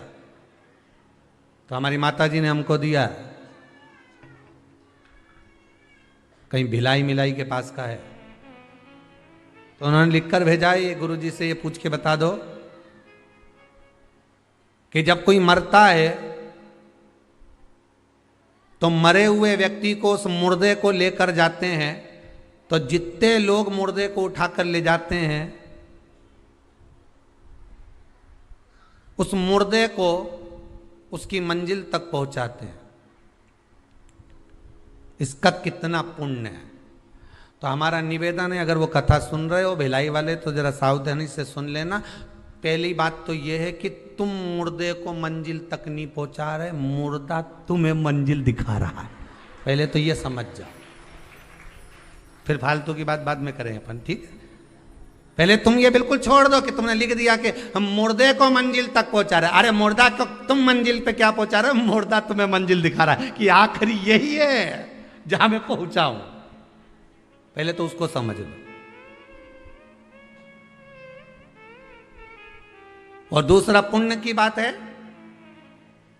तो गरुड़ पुराण में वर्णन आता है कि किसी शव को लेकर जाने वाला जितने कदम उसको कंधा प्रदान कर कर लेकर जाता है उतना ही अश्वमेध यज्ञ का पुण्य उसके खाते में जुड़ता चले जाता।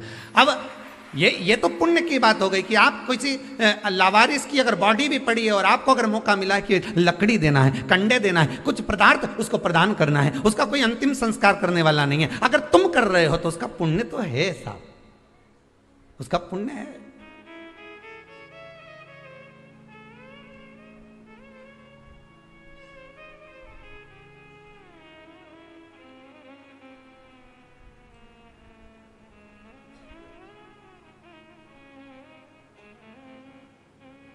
एक मेडिकल वाले के पास में एक फूल की दुकान थी।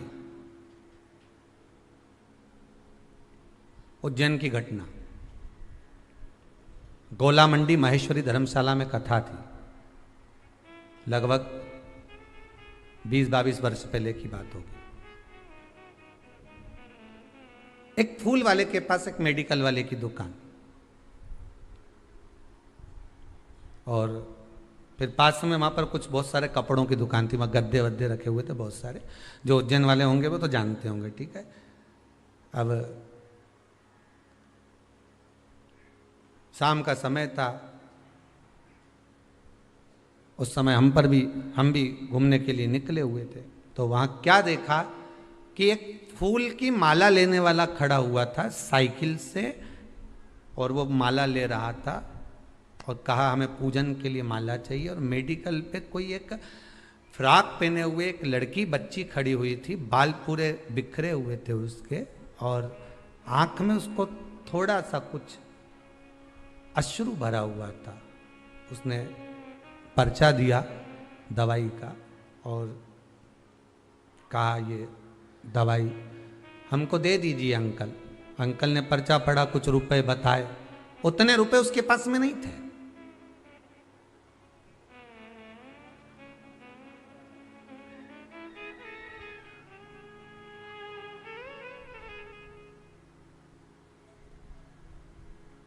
उतना रुपया उनके पास नहीं था। फूल की जो माला ले रहा था, उसने उस बच्चे, बिल्कुल पास में दुकान, उसने उस बच्ची का, मेडिकल वाले का शब्द सुना तो उस साइकिल को रख कर माला वहीं पर छोड़ दी और उसने जेब में से निकालकर उस बच्ची की मेडिकल में जो दवाई में पैसा कम पड़ रहा था वो दे दिया। फूल वाले ने कहा सर आप ये माला नहीं लेंगे भगवान को चढ़ाने की, तुमने उसको पैसे दे दिए। तो कहा बस आज माला मेरे महंकाल को चढ़ गई, वो इधर से चढ़ी चाहे इधर से चढ़ी पर चढ़ गई। पुण्य कैसे भी करना है, ये जरूरी नहीं, फिर निवेदन करूंगा, ये जरूरी नहीं है कि आप फूल बंगला बनाओगे तब भगवान प्रसन्न होगा। आप दिल को बंगला बना लो, मेरा भगवान प्रसन्न हो जाएगा। मन को तो बना कर देखो, मन बना ही नहीं पा रहे।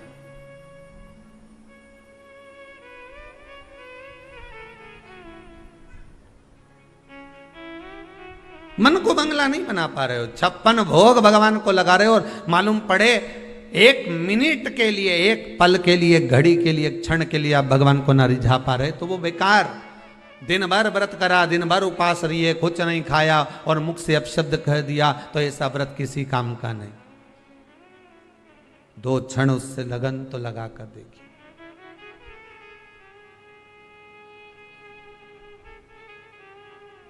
दो क्षण उसको अपना बनाकर तो देखिए।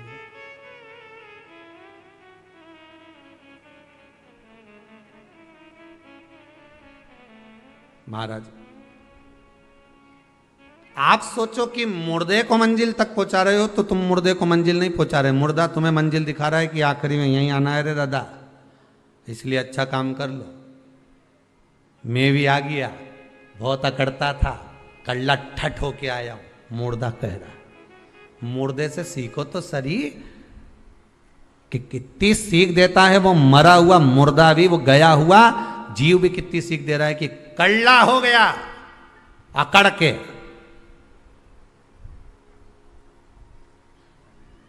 मुर्दा भी कह रहा है कि नम्रता रखोगे तो लोग तुम्हें जिंदा समझेंगे, अकड़ोगे तो सोचेंगे मर गया।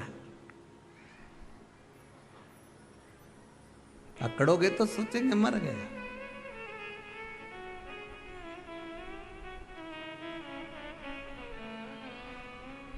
महाराज पुण्य बहुत है, अपार पुण्य, अपार अपार पुण्य, पुण्य की कोई कमी नहीं। यह जरूरी नहीं है कि आप भंडारा करोगे तभी भगवान प्रसन्न होगा, नहीं भाई।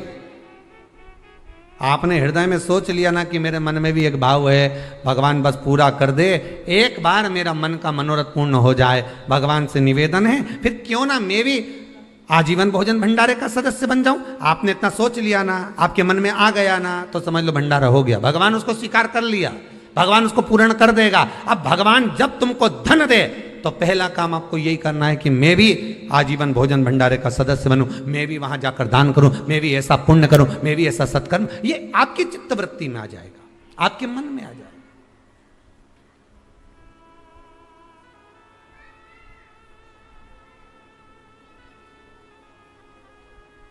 मन से दान होता है, मन से पुण्य होता है, मन से सत्कर्म होता है।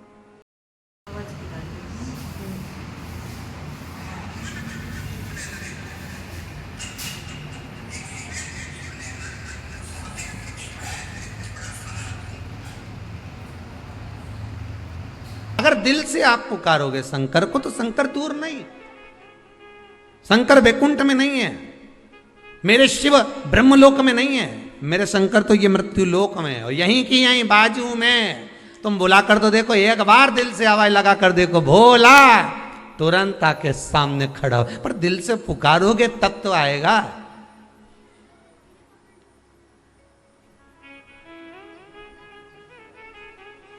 दिल से पुकारो।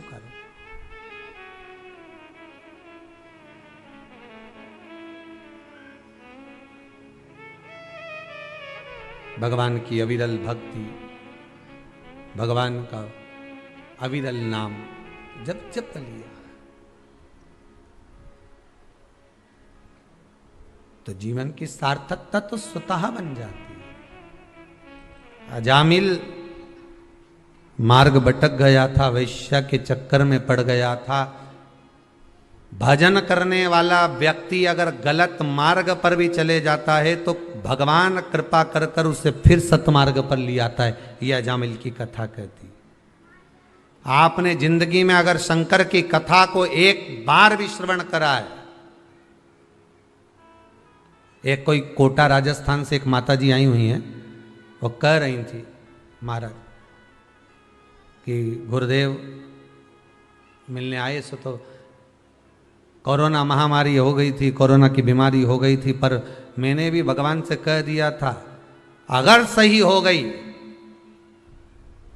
कितनी कथा बोली, 21 कथा श्रवण करूंगी। और कब से सुन रही होगी वो भी विचार करिए। 21 कथा श्रवण कर सो तो, और 22वीं कथा में बाबा ने मुझे यहां दर्शन करने बुला लिया। ये शिव की कृपा। वो बैठी भी होगी कहीं ना कहीं होगी। अच्छा वो पीछे है, आओ।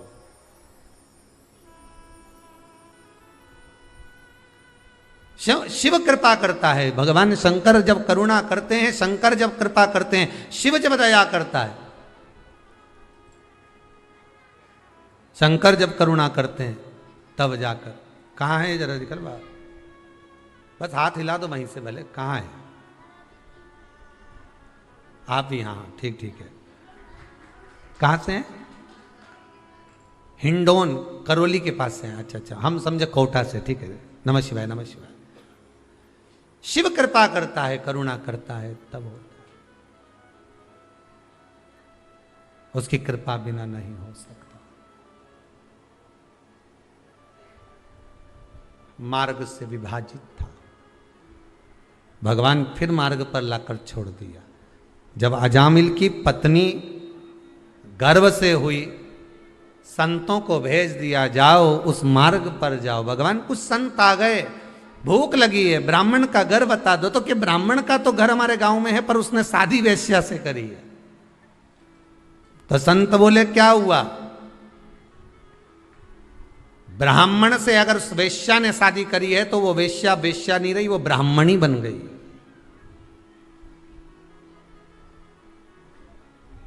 हम उनके यहां जाएंगे, भोजन पाएंगे, निवेदन करा,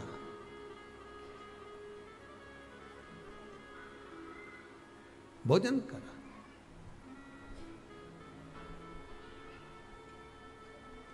अब जब भोजन किया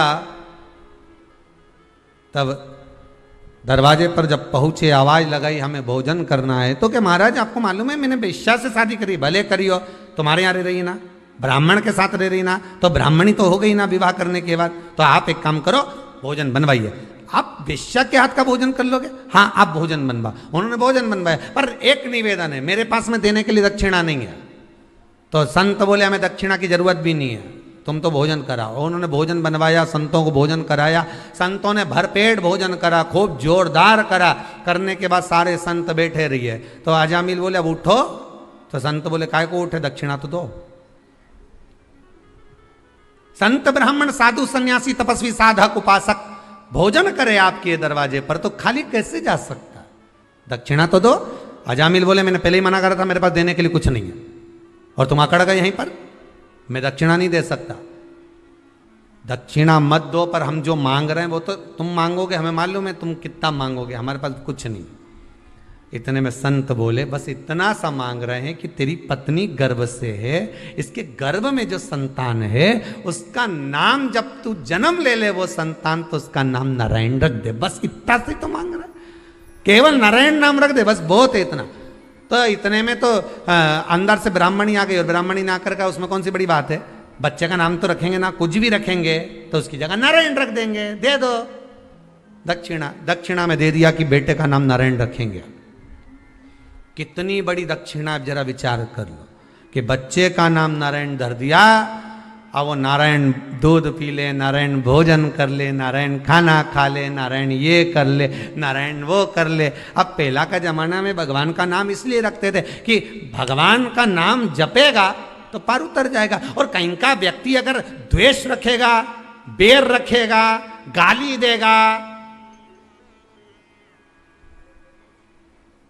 और नारायण को देवे, तो फिर इसके लगेगी नाम किसका है? नारायण का।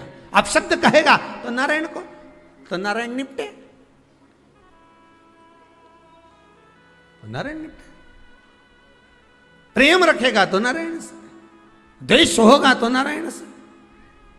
नारायण नारायण नारायण नारायण नारायण नारायण चलता। और एक आज का समय, अजामिल नारायण को नाम लेते लेते लेते लेते अंत में जब यमदूत दिखे, घबरा गया, पुत्र नारायण को बुलाया तो वो नारायण आ गया। ये अजामिल की कथा भागवत की है, वैसा ही चरित्र हमारा है।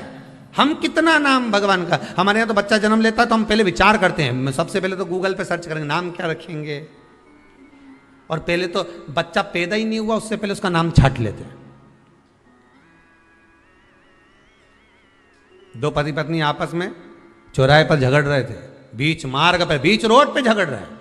पति कह रहा है इसको डॉक्टर बनाऊंगा, पत्नी बोली इंजीनियर बनाऊंगी।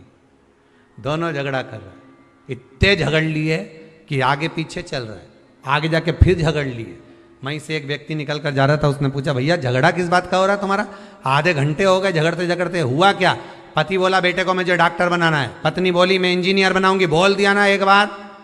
तो इतने में जो व्यक्ति बीच में था उसने कहा एक काम करो, बेटे को बुला लो, उससे पूछ लो कि वो डॉक्टर बनेगा कि इंजीनियर बनेगा। इतने में पति पत्नी बोले अभी तो वो पैदा ही नहीं हुआ है, अभी तो माता के गर्भ में है, वो पैदा होगा तब हम पूछेंगे। वो आया ही नहीं और झगड़ा प्रारंभ।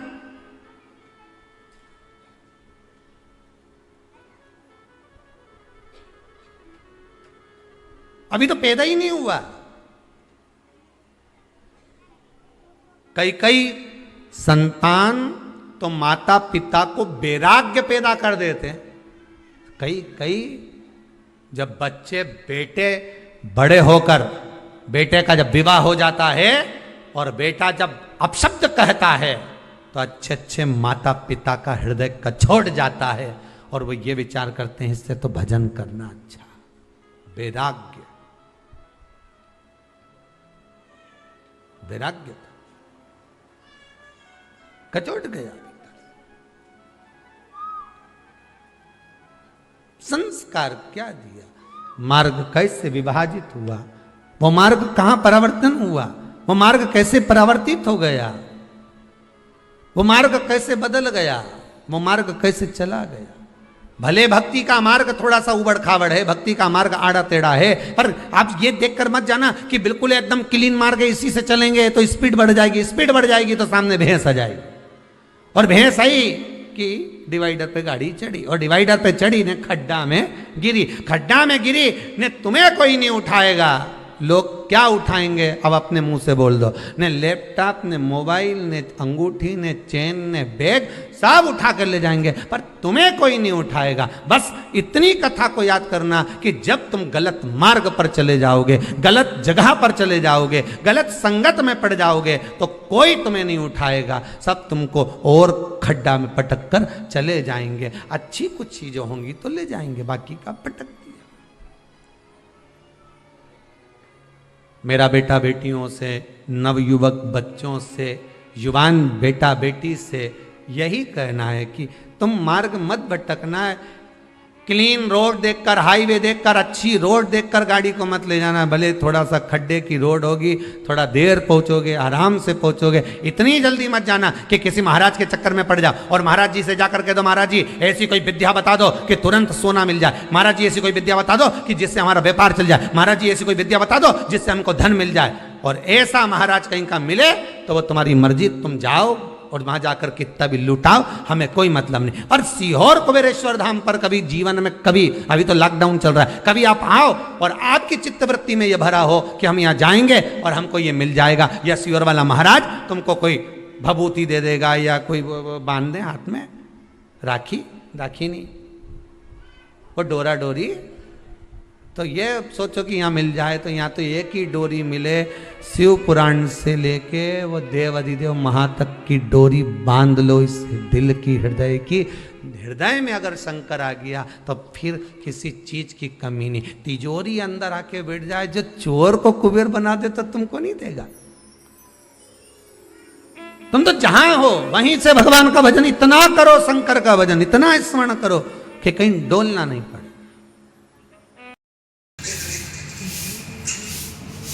शुक्रवार करना क्या? आप निवेदन प्रतिदिन करो, रोज आप व्रत करें ना करें, पर भगवान से निवेदन जरूर करें कि बाबा दुख आपको काटना है। मुझे लगता था कि मेरा दुख है, मुझे लगता था कि दुनिया के लोग मुझे तकलीफ दे रहे हैं, पर मुझे नहीं, तू मेरे दिल में बसता है, तकलीफ तुझे दे रहा है।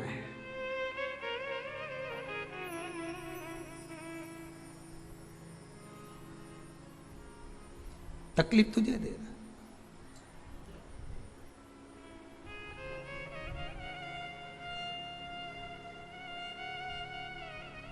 बड़ा ओघड़ी, बड़ा दयालु, बड़ा सहज।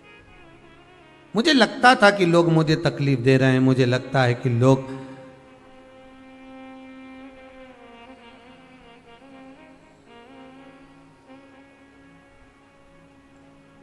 मुझे कष्ट दे रहे हैं, पर कष्ट मेरा नहीं, कष्ट आपका है, मेरा नहीं। और एक बात बहुत अच्छी अपनी जिंदगी में उतार कर रखना, जब तक जीवित हो, जब तक जिंदा हो, तब तक दुनिया के लोग कोई तुमसे नहीं पूछेंगे कि जिंदगी में कोई तकलीफ हो तो बोलना हो, हम खड़े हैं, क्या दुख है बोलो। दुनिया के लोग कोई साथ नहीं देंगे, मरने के बाद जरूर घर पर आकर पूछ लेंगे कैसे मरा।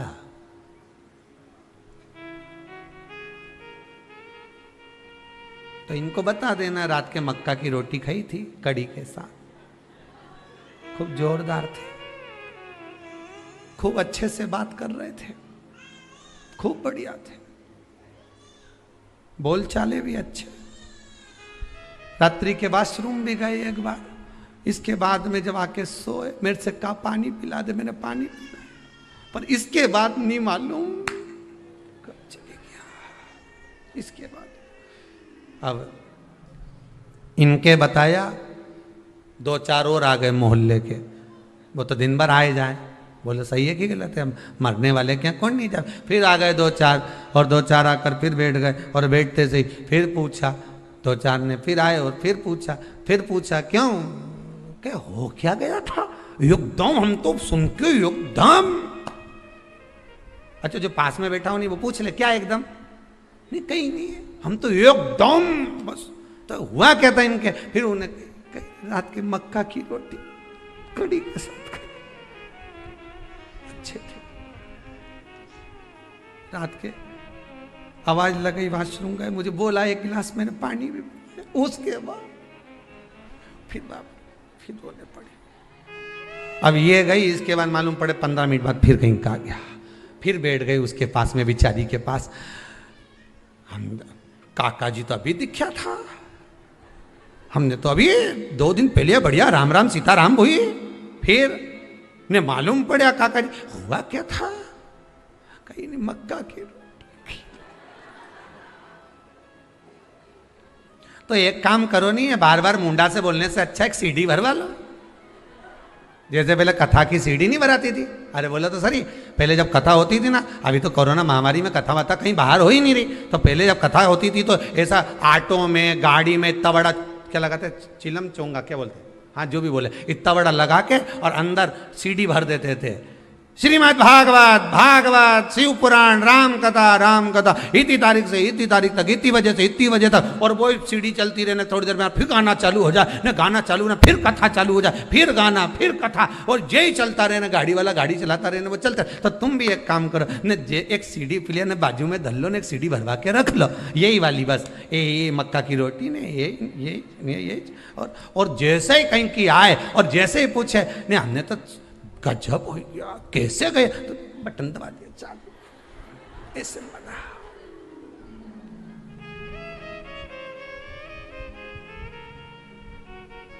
अरे जितने आए यही के गए, पूछ के चले गए। जब मरा था सूचना सबको मिल गई थी कि ऐसे मरा था, पर बार बार क्यों पूछ रहे हो। अगर किसी के मृत्यु वाले घर में जाना है तो गरुड़ पुराण सुनकर या पढ़कर जाओ। लिखा है 10 दिन तक जीवात्मा उसकी घर की अटारी पर रहती है।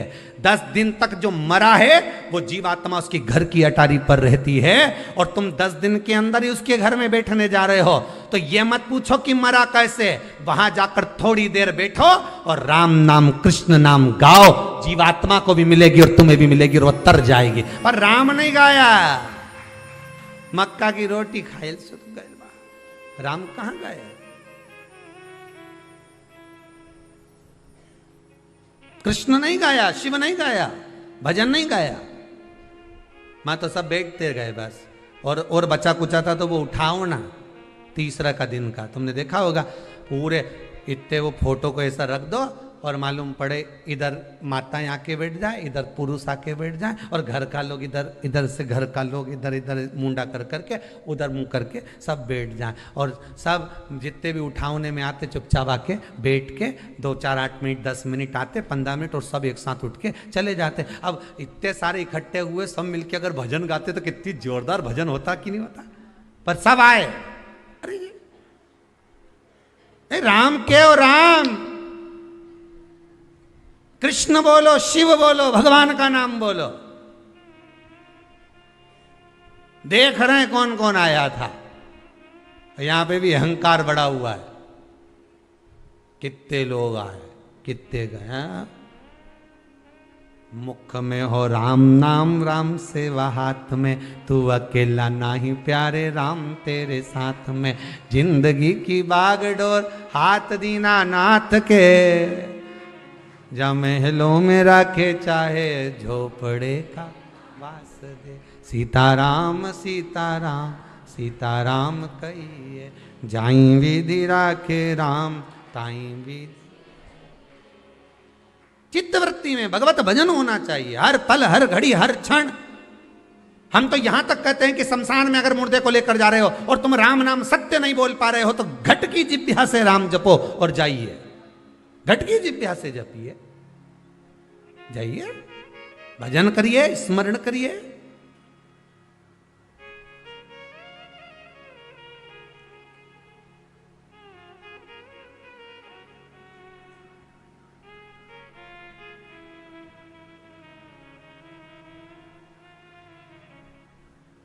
बहुत दूर मेरा शिव है, उसके पास जाने का मार्ग बड़ा कठिन है, बहुत कठिन।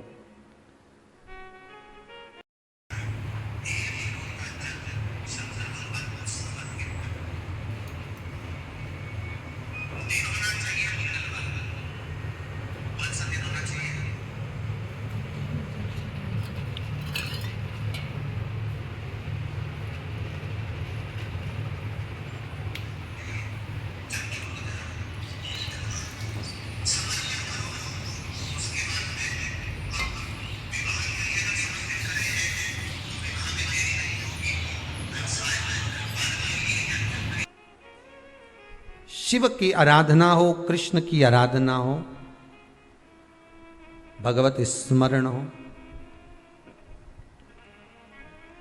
दशमी, ग्यारस और द्वादशी, दशमी, एकादशी और द्वादशी।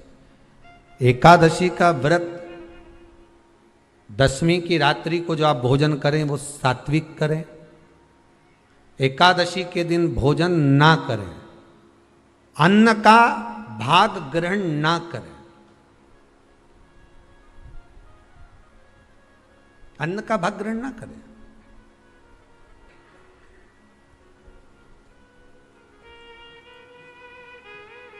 कितना सुंदर कहा है महाराज जी। यदि आपके यहां पर गौ माता है, आपके घर में अगर गौ माता विराज रही है,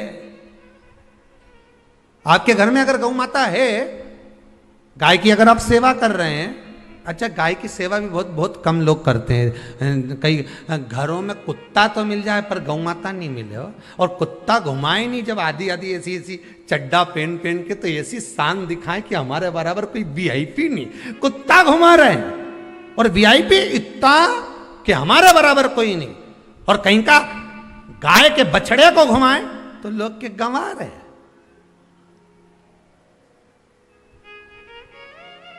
कोई अगर गौ माता को घुमाने के लिए ले जाए, गाय को पकड़कर घुमाने के लिए ले जाए, शहर में गाय के बछड़े को घुमाने के लिए जाए तो लोग कहते हैं गंवा रहे, और कुत्ता घुमाए तो वीआईपी। पर वो कुत्ता घुमाए तो वीआईपी और तुम गाय घुमाओ तो ये तो गंवा रहे, इनमें तो अक्कल ही नहीं। बता कई घुमाए।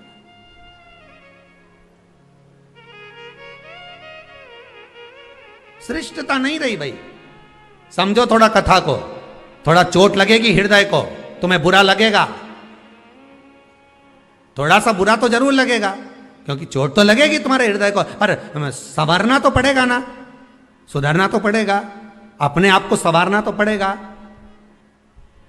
सुधारना तो पड़ेगा। आज भले बुरा लग जाए तो, पर थोड़ा सा संवरना पड़ेगा कि हाँ ठीक है हमसे गलती हो रही है, इसको सुधारा कैसे जाए। तो एक काम करो ना कि कुत्ता को घुमाओ, मना नहीं करेंगे, पर साथ में गाय का बछड़ा भी लेकर जाओ, एक गौ माता को भी लेकर जाओ, सवेरे सवेरे मॉर्निंग वॉक में गाय तो घुमाओ, जब लोग देखेंगे क्या गजब है साहब। आप तो गाय को लेके जाओगे ना तो उसी गाय के 10 लोग पाँव नहीं पड़े ना, तो बात जैसी सुबह सुबह गाय मिले कौन नहीं पाँव पड़े। गौ माता का दर्शन हो गया, छुएंगे, स्पर्श करेंगे, आनंद करेंगे, भजन करेंगे। थोड़ा सा प्रयास करिएगा। गौशाला में केवल गाय ना रहे, घर घर में गाय होना चाहिए।